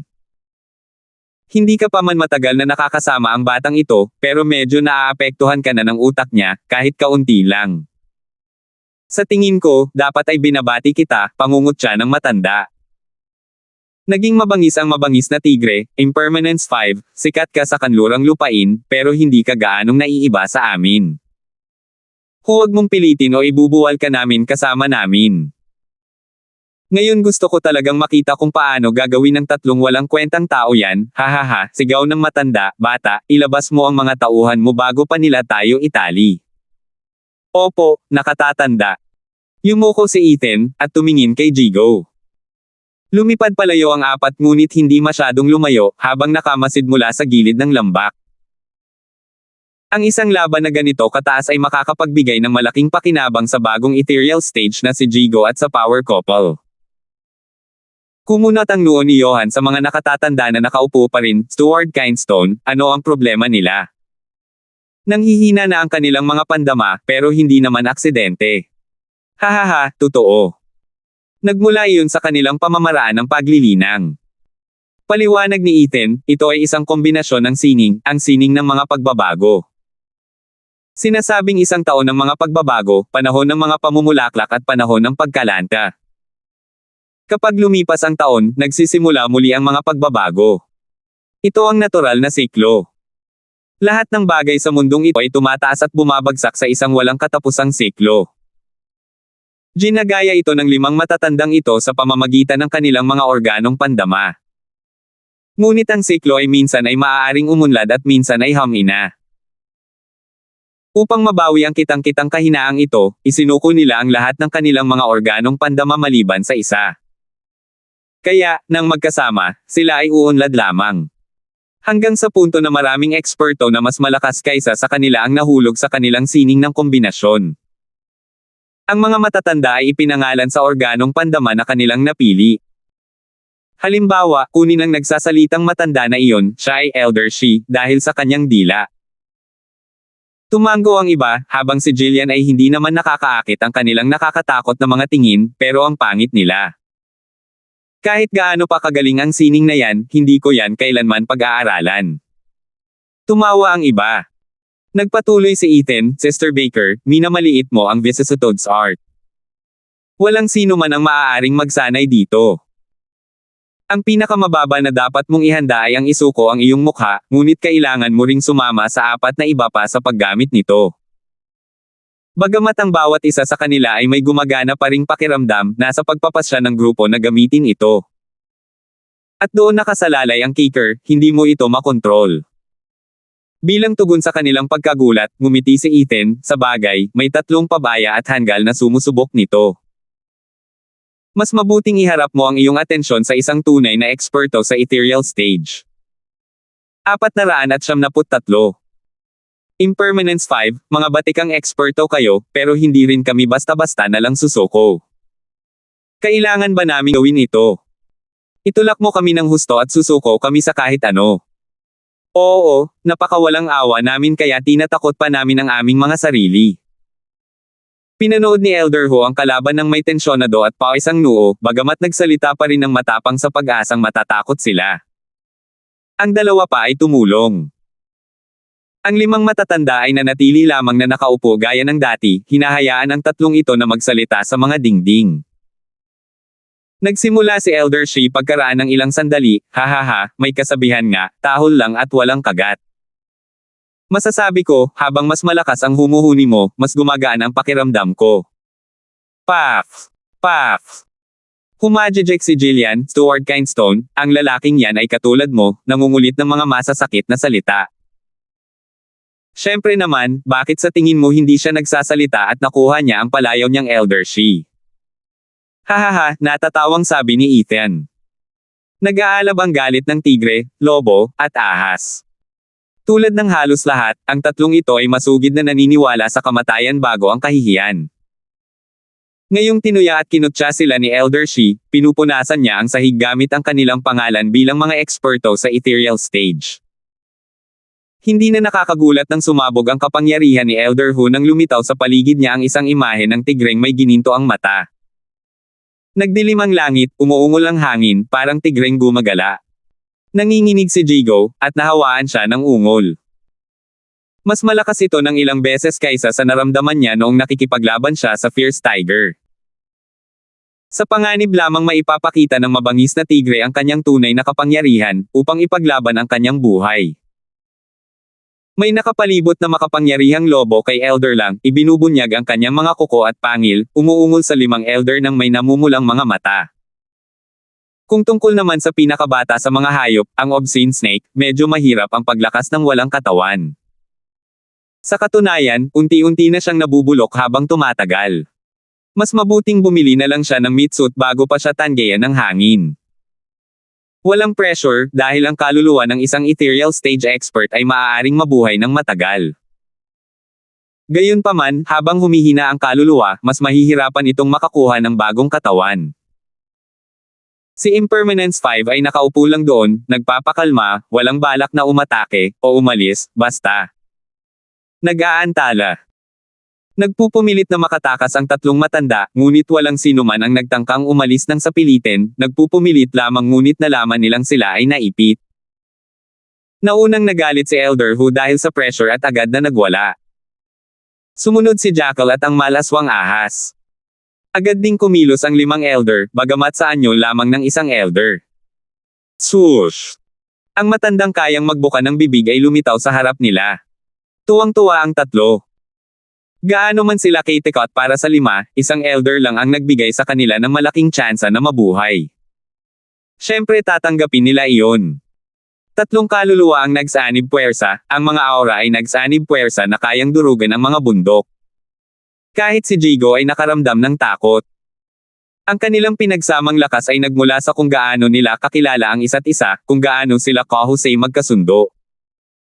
Habang ang matanda ay nakatayo lamang doon, ibinubuko lamang ang kanyang bibig kapag ang atake ay nasa ibabaw na niya upang magpakawala ng isang kakila-kilabot na alulong.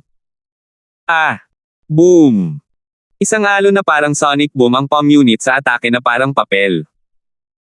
Sumingot ng dugo sina Ho at Lang dahil sa matinding sakit ng ulo at naglaho ang kanilang mga anyong kaluluwa. Bagamat mas malala ang kalagayan ng malaswang ahas, ang kanyang mahina ng anyo ay malapit ng maglaho. Ang pag-ataking ito ay sumire sa enerhiya ng kanyang kaluluwa. Nako! Umungol ang tatlo, nabuwal sa lupa na parang mga ladrilyo. Habang ang sumasalakay na matanda ay bumalik sa kanyang pwesto. Galit na galit ang panig ni Jigo. Isang sigaw lang ang nakapagpatalsik sa combo soul attack ng tatlong malalaking ethereal stage expert. Kahit gaano pa kalaki ang agwat ng lakas, hindi dapat maging ganito kalaki, lahat sila ay nasa ethereal stage sa huli. Tulad ng kung paanong ang mga Divine Dragon ay walang gaanong kalamangan laban sa mga simpleng eksperto sa Radiant Stage. Ngumiti si Ethan, masyado pang maaga para mabigla. Warm up lang yun. Nagsalita lang si Elder Ko, yun lang. Ano? Sigaw nilang lahat. Ano kaya ang magiging hitsura ng isang ganap na pag-atake kung gayon? Paliwanag ni Ethan, ang pinakamalaking pagkakaiba sa pagitan ng Ethereal Stage at Radiant Stage ay ang Soul Form. Lahat sila ay umaasa sa kanilang mga kaluluwa. Ang paggamit ng kahit ano na hindi gaanong mahalaga ay nangangahulugan ng pakikipaglaban. Ang ginamit ni Elder Ko ay ang kapangyarihan ng Vicissitudes Art na sinanay hanggang sa tugatog nito, isang kasanayang tinatawag na Demon Echo. Hindi naiiba ang iba. Elder Shiz Bigaylang, Elder Yan's Deluding Sight, Elder Earth's Omnipresent Hearing, Elder Bai's Uncanny Smell, bawat isa sa kanila ay kasing kahanga-hanga. Sama-sama, natatakpan nila ang kanilang mga kapansin-pansing kahinaan, hindi kailanman nawawala at patuloy na umuunlad, walang kapintasan. Walang sino man ang tatanggap sa kanila maliban kung mayroon silang hindi patas na kalamangan. Ito ang personal na mga elder ng Demon Scheming Sect, ang kapangyarihan ng Impermanence 5. Tumanggaw sila, pero saka nagtanong, Stuart Kindstone, ano ang ibig mong sabihin sa mga personal elder? Hahaha, may bali-balita na ang mga High Venerables ng Demon Scheming Sect ay matataas na posisyon na walang katapusang iginagalang ng mga disipulo. Ngunit tanging ang mga pinakamatanda lamang ang karapat-dapat sa ganitong titulo at maaari pang lumaki upang magkaroon ng kapangyarihang tanggalin ang pinuno ng sekta. Kaya natural lang ang pagkakaroon ng mga personal na gwardya, kaya tinatawag silang mga personal na elder. Ang mga taong dapat sanay mga venerable ng sekta, ay naging mga personal na gwardya na ngayon ng high venerable, kaya't nabawasan na lamang sa mga elder. Kahit na ang kanilang kapangyarihan ay higit pa sa isang simpleng venerable. Nag-thumbs up si Jigo, at humingi ka lang ng tulong sa kanila, Stuart Kindstone. Sigurado ka bang pupunta ka sa Demon Scheming Sect bilang isang disipulo at hindi bilang isang venerable? Tumawa si Ethan, ito ay lahat ng kagandahang loob ng pinuno ng sekta ng Demon Scheming Sect, si Wilson. Siguro ganoon niya ako kamahal. Gayunpaman, sa pagpapadala ng 5 ito, malinaw at malinaw ang kanyang mga intensyon. Sa aking pananaw, magiging madali para sa 5 ito na makitungo sa 30 sa 3 ekspertong ito. Ang iba naman ay labis na nagulat kaya't napayuko na lang sila. Sa wakas ay gumapang na tumayo ang 3. Gaano man nila karami ang narinig tungkol sa husay ng 5, ito pa rin ang pinakamagaling sa kanilang imahinasyon. Isa lang sa kanila ang humawak sa kanilang 3 na parang mga bata. Pinunasan ng dugo sa kanyang bibig, ikinuyom ni Elder Ho ang kanyang mga kamay, ang Vicissitudes Formation ng Impermanence 5 ay naaayon sa pangalan nito. Tinatanggap ko ang aking pagkatalo. Kahit na hindi ito isang malaking paligsahan, ang pagtutulungan laban sa iilan sa amin. Hahaha, ano ba yung binubulong mo? Vicissitudes Formation. Hindi pa nga natin nagamit. Iyon lang Elder Ko. Tungkol naman sa pakikipagbuno sa iyo, mas marami ang panig mo kaysa sa kanya. Pero naiintindihan ko, sinusubukan mong kumbansihin ka para makatakas. Sayang, iyon ang pinakawalang kwentang paraan pagdating sa mga demonic cultivator na tulad namin. Habang ang mga righteous cultivator, tulad mo, ay gagawin ang lahat para sa mga bagay tulad ng karangalan at kung ano pa man, para sa amin, ang layunin ay bigyang katwiran ang paraan. Ang pagkatalo ay hindi magbabago kahit gaano pa karami o kakaunti ang umaatake. Ang mahalaga ay ang lakas. Hindi siya naniwala sa pangungutya. Nalungkot ang mukha ng mabangis na tigre. Mga walang kwentang demonyong cultivator. Wala silang pakialam sa pangalan nila, gusto pa nila ang buhay natin kahit 5 laban sa isa. Laban sa mabubuting cultivator, mahihiya na sila ngayon, kaya't patas na lang ang laban. Nanunuya si Elder Shi, dahil sabik na sabik kayong makita ang aming pormasayon, kahit hindi kayo karapat-dapat, masaya kaming gumawa ng exception para sa inyong mga hanggal na mata. Naku, hindi. Gusto sana naming maging mangmang ang aming mga mata, salamat. Kumaway si Elder Ho. Hindi man lang kayang harapin ng 3 ang isa sa kanila.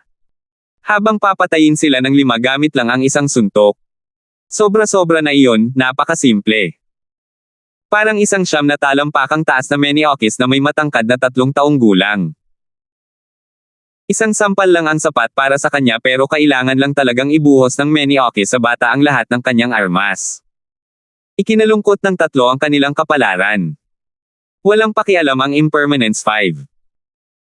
Nagsimula sila sa mga senadoryas ng kamay, malinaw na nagpasya silang pahirapan ng husto ang 3 walang kwentang ito. Nagliwanag ang mga mata ni Ethan na parang isang mahusay na manunood. Ang pormasayo ng Impermanence 5 ay kakaiba, bihirang maobserbahan. Ang masaksihan ito ay isang pagkakataon na bigla na lamang lumitaw.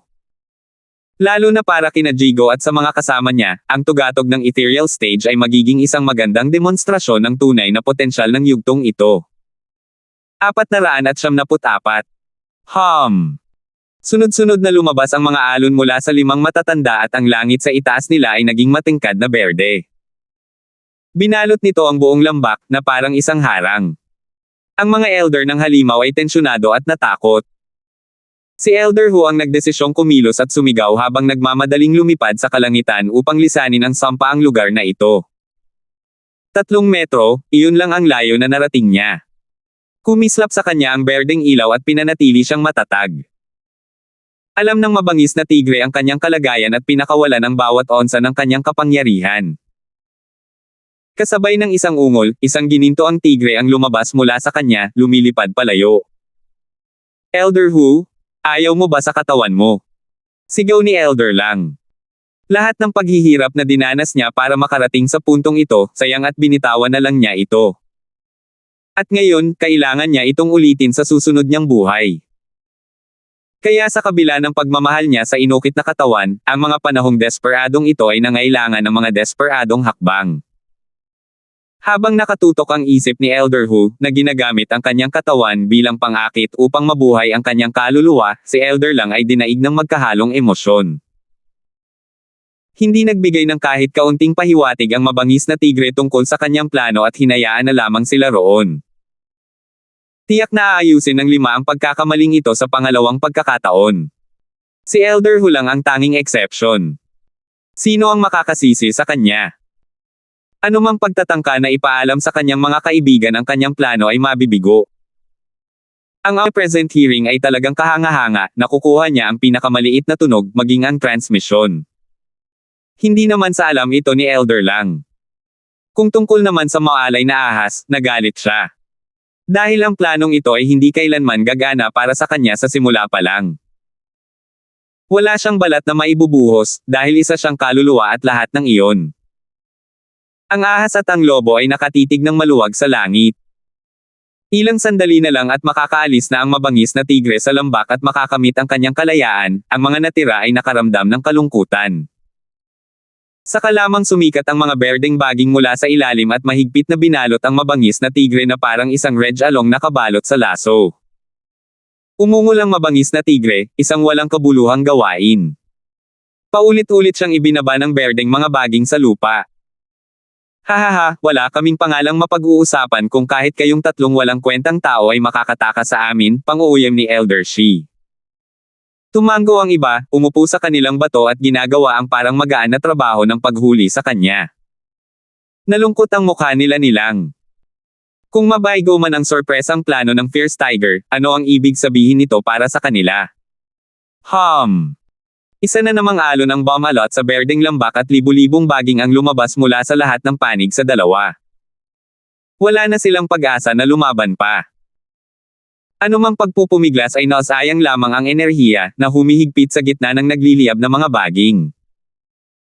Umungol ang mabangis na tigre sa kanyang mahihinang pagtatangka, ramdam niya ang kanyang sarili na nanghihina.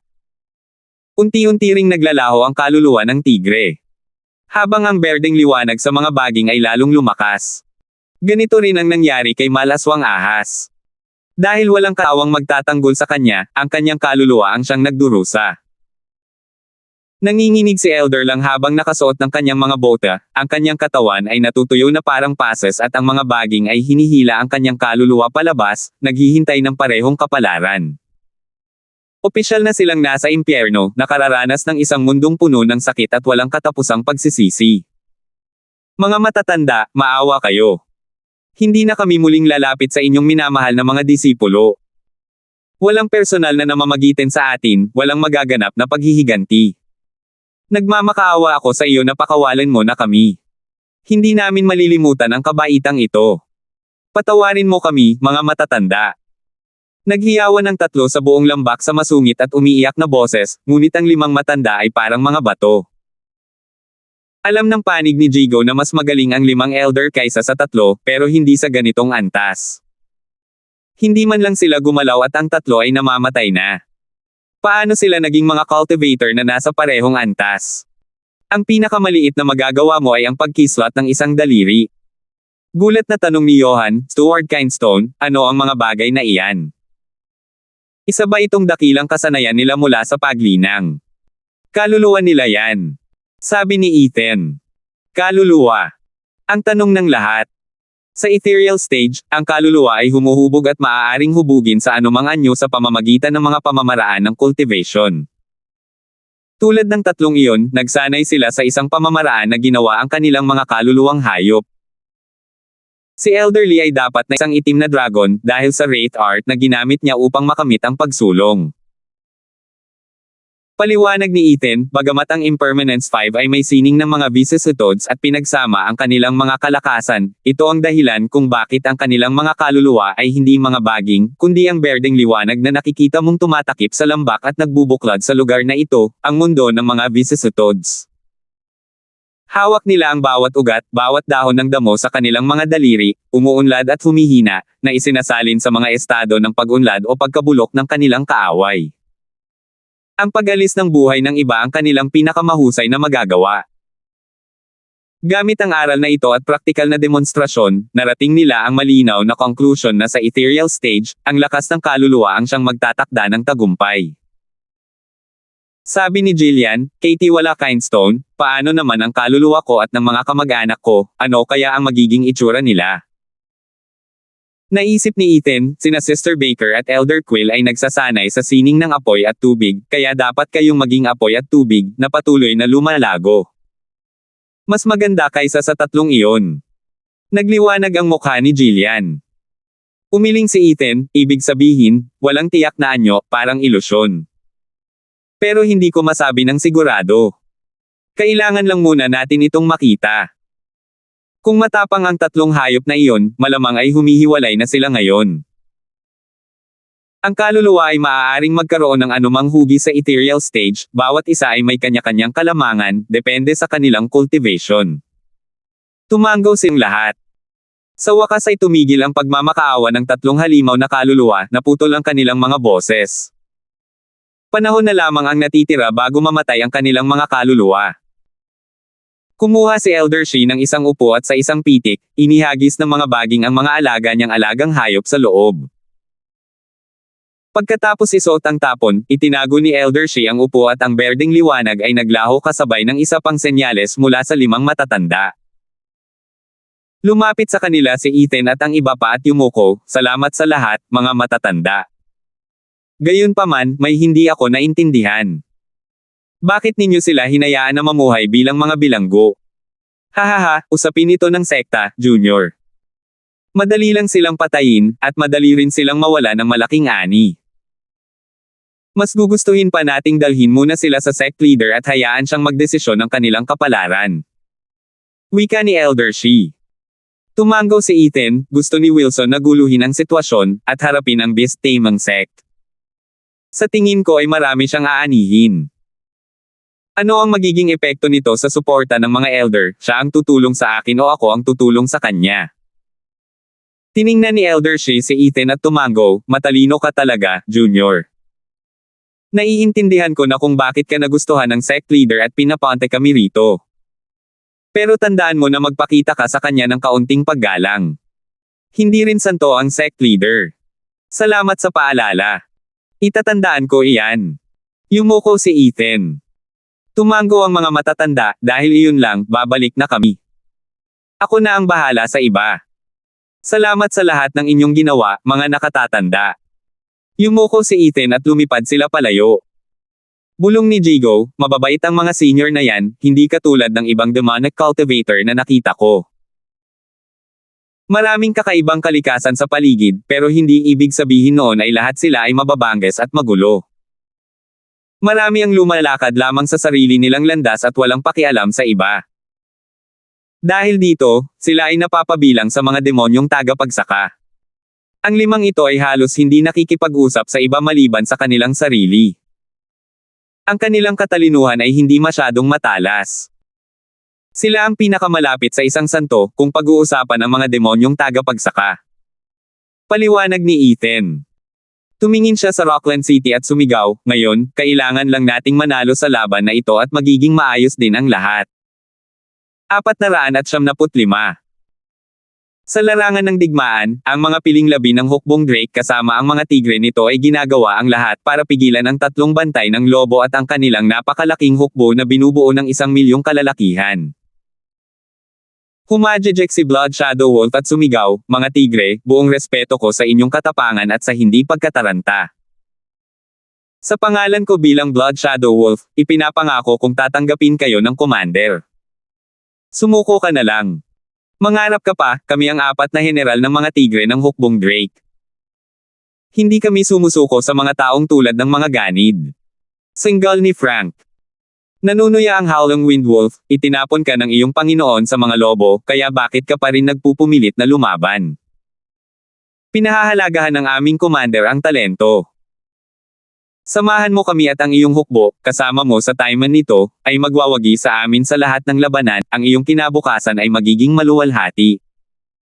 Bakit mo kailangang itapon ang lahat ng ito? At para saan, ang baluktot mong emperador? Karapat-dapat ba siyang mamatay para sa kanya? Ang kasunduan ng emperador ni Quanrong at Titans ay parang ganoon lang talaga.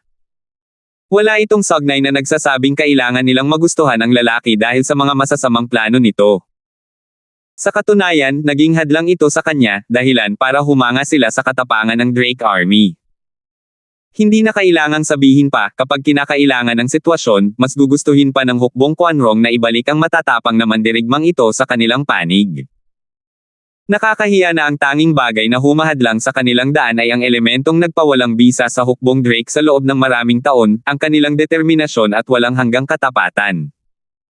Bumagsak si Marshall sa palihim na pag-atake ng emperador, ngunit kung may isang bagay na hindi magagawa ng mga lalaking ito ay ang maging mga traidor. Umaalulong na lobo ng hangin, lobo ng anino ng dugo, iligtas mo ang iyong hininga. Ipagtatanggol namin ang aming tahanan at bawat kaluluwa rito, hanggang sa aming huling hininga. Hindi ang lupain ng Titans, kundi ang mga tao nito. Sigaw ni Frank. Sinunod ng hukbong Drake ang kanyang kagustuhan.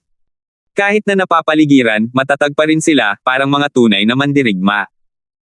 Tumango ang tatlong lobo. Napakababait naman ng mga lalaki, nakakahiya rin. Nagbigay ng hudyat ang mga lobo. Sumigaw ang lobong tumatagos sa langit, 4 na tigre ng Titans, ngayon ang araw na papatayin namin kayo at bibigyan ng maayos na ling. Maraming pinahahalagahan, hahaha. Tumawa si Frank. Pain lamang sila sa labanang ito, ngunit dahil may kamatayang nagbabakasyon sa bawat pagkakataon, nakipagkasundo na ang magkapatid dito. Nag-aalangan ang mga lobo. Ang pakikipaglaban sa kanilang mga karibal sa loob ng maraming taon ay nagpaunawa sa kanila ng kanilang pagkatao. Ngunit ang tungkulin ng isang sundalo ay higit pa sa pakikiramay at individual na kagustuhan at kailangan nilang patayin ang kanilang mga kaaway ng walang pagsisisi. Durugin sila. Utos ng mga lobo habang ang 4 na tigre ng Titans ay naghahanda para sa isang 3 saksak na pagsalakay. Ang mabigat at magiting na kalooban ay biglang nabasag dahil sa isang panaghoy sa kagubatan. Umabot sa langit ang apoy. Sumigaw ang mga lobo, ito ang Tolden ang namumuno. Isang pagtambang. Hahaha, ang ikalimang kapatid ay gumawa ng kanyang hakbang. Tumawa si Frank. Sumigaw ang mga lobo, may pinapaante ba kayong humabuo sa ating himpilan? Nakakulong ang buong hukbo ninyo, sino pa ang mga lalaking naroon para biglaang sumalakay? Hihihi? Hindi mo inaasahan yan, di ba? May isa pa tayong dibisyon, na pinamumunuan ng ikalimang tigre ng Titans, ang hukbong lumilipad na tigre. Pain lang tayo. Natuklasan ni Marshall na mabilis kang sumugod, at gagawin mo ang lahat. Kaya pinin ka namin at binili mo ito, kaya malaya mong inatake ang ikalimang kapatid mo sa tent na pinangungunahan mo. Para mahuli ang isang kalaban, kunin mo muna ang ulo nila, hahaha. Tumawa si Frank at sumabog sa galit ang mga lobo. Ang buong lakas ng 8 lobo na tagapangalaga ay narito na, iniwan ang nag-iisang tolda at walang kalaban-laban. Pumunta sa pinakamainit na lugar, pinangunahan ni Dexter ang kanyang mga bakal na pandigma, hinihiwa ang mga labi na parang mantikilya. Dahil sa kanilang kakayahang maging mga kakatwa, natuklasan ni Dexter na ang isang porma sayon sa puntong ito ay labis-labis. Ang pag-atake ay sapat na upang matamba ang kalaban. Sila ay isang hindi mapigil ang makinarya ng pagpatay. Hindi masyadong masaya si Dexter. Alam niyang ginagamit ni Ethan ang digmaang ito para itatag ang kanyang posisyon, isang paraan para makalaban ang katawa-tawang hukbong ito, ngunit napakadali nito kaya't parang walang saysay ang panalo. Ang lahat ng mga taong ginugol niya sa hukbong Drake ay itinapon sa imburnal para matuto ng mga porma sayon, taktika, maniobra, at kontra-atake. Sa ganitong hukbo, kumilos sila na parang salot ng balang, winawasak ang lahat at nag-iiwan lamang ng kalat. Natamba nito kahit ang mga personal na gwardya ni Tyson. Walang utos, walang taktika, diretso lang ang atake na parang isang baliw na mamamatay tao na panatiko. Sa wakas ay napagtanto niya kung bakit paulit-ulit na sinasabi ni Ethan na mas makapangyarihan ang kapangyarihan kaysa sa lahat. Bata, wala nang mga kalaban. Ang natitira na lang ay ang tolde ng mga namumuno. Hinihintay namin ang iyong mga utos. Yumuko ang isang puppet ng digmaan sa tuktok ng Radiant Stage. Bulong ni Dexter, gamitin mo ang lakas mo, pumunta ka lang doon at hulihin mo siya. Ano ba ang hinihingi mo sa akin? Bata, kagustuhan po ito ni Katie Wala Kindstone. Ikaw na po ang kumuha ng commander, Ginoo, at ang pangalan ninyo ay kakalat.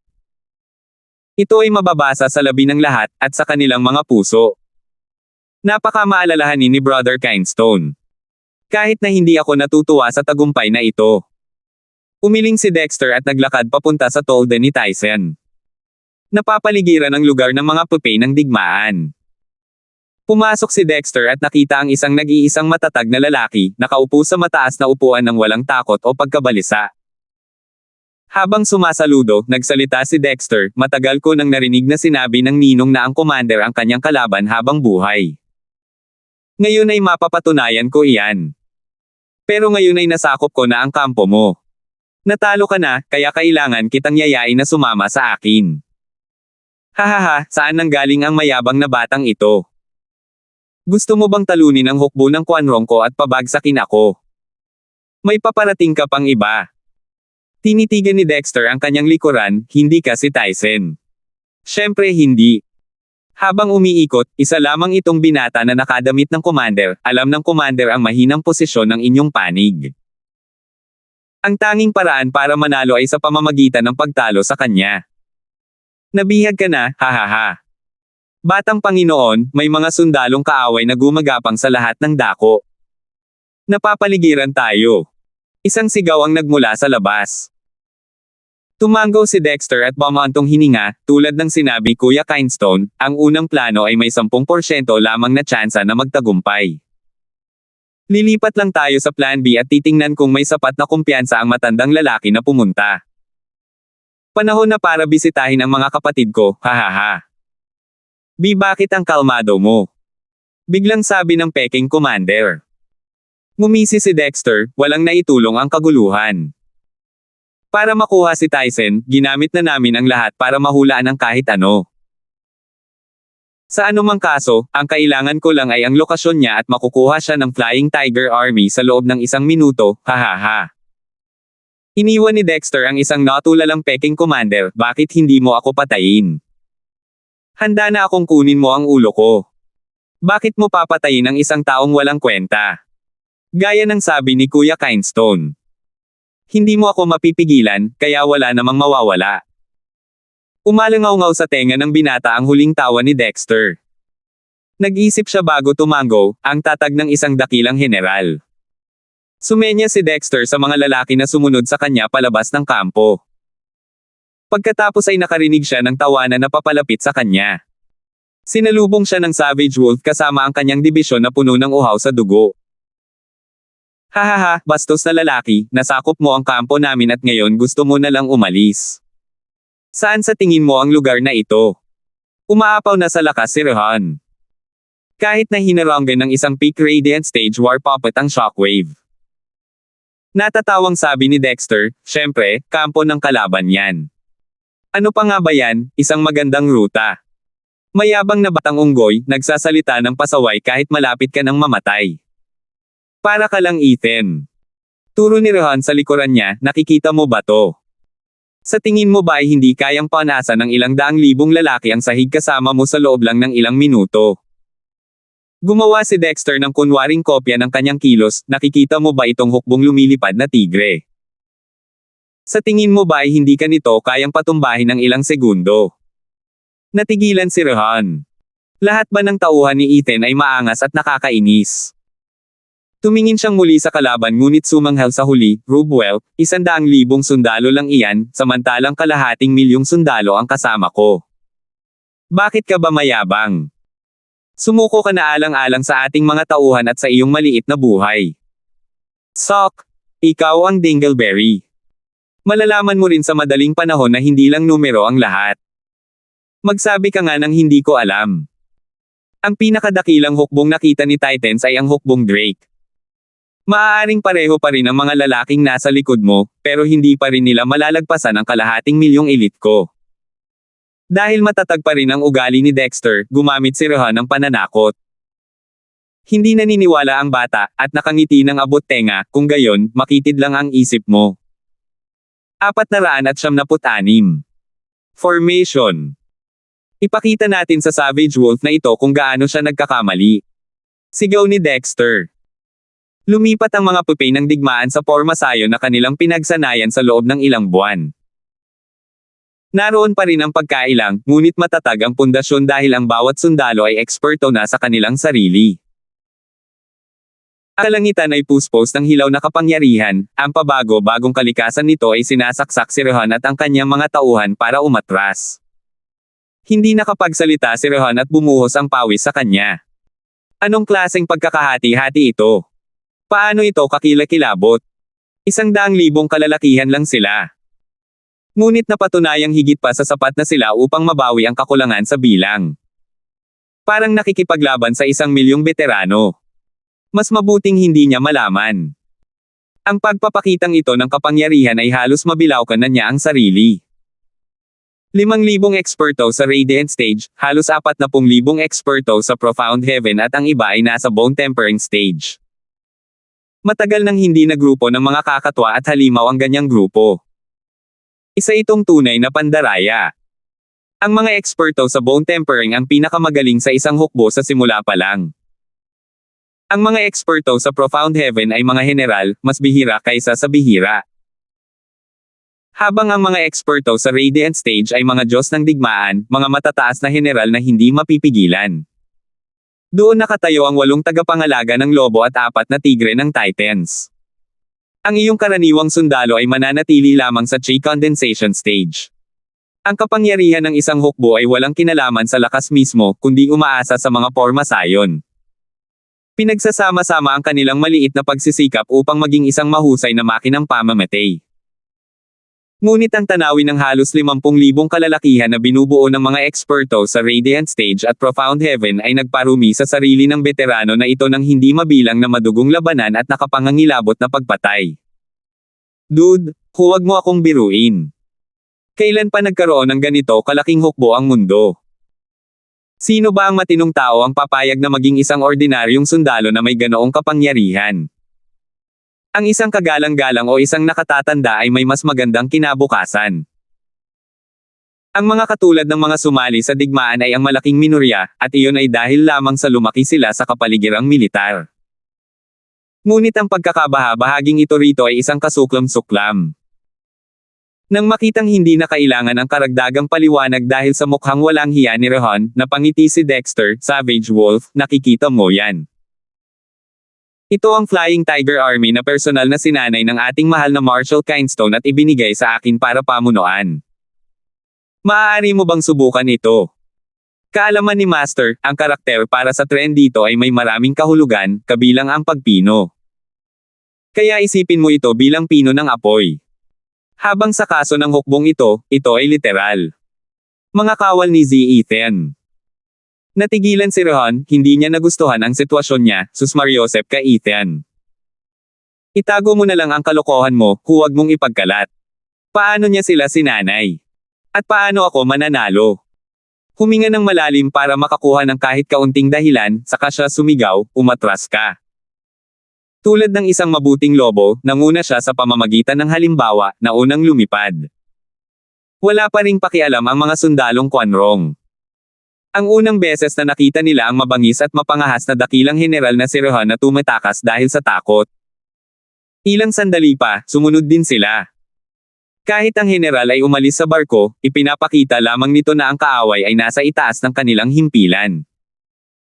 Hindi pa ito nangyari sa hukbong Quanrong noon at susmaryosep, nakakahiya talaga. Ngumiti si Dexter at sumigaw, isang pangkat ng daan-daang eksperto sa Radiant Stage ang kukuha sa akin ng Savage Wolf na iyon. Dukutin mo ang iba. Opo, Ginoo. Sa pamamagitan ng isang maikling pagpupugay, nagsimula na sila sa trabaho. Parang mga demonyong galing sa impyerno, sumisid ang mga tauhan ni Dexter sa dibisyon ng Savage Wolf. At ang tanging mayroon sila ay isang napakalaking kalamangan sa mga tuntunin ng cultivation upang simulan ang pagpatay. Umawit ang langit kasabay ng mapanglo na sigaw ng mga natalo. Sa isang iglap, nawala sa Savage Wolf ang kalahati ng kanyang mga tauhan. Bagamat may malaking papel na ginampanan ng tumatakas na general, nawalan na ng kagustuhan ang dibisyon na panatilihin ang kanilang porma sayon.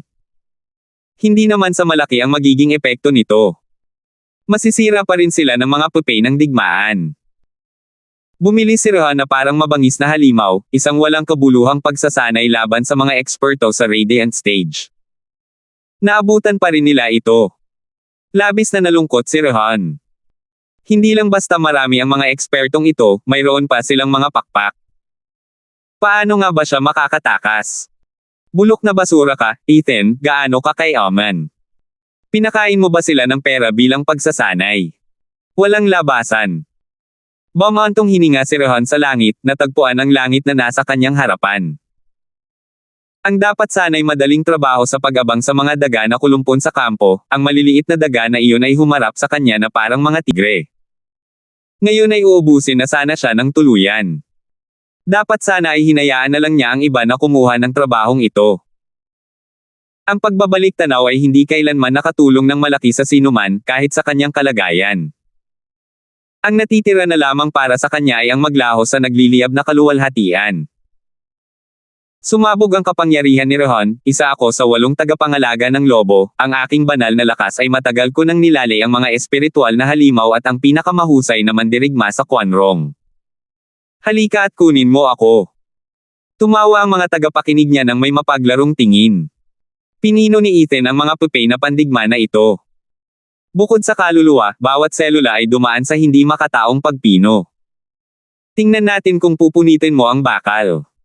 Isang pupay na pandigma ang sumugod patungo sa kanya. Hinawakan siya ni Rohan at hinayla. Pumutok. Ang pagkabali ng mga buto ay parang musika sa kanyang pandigma.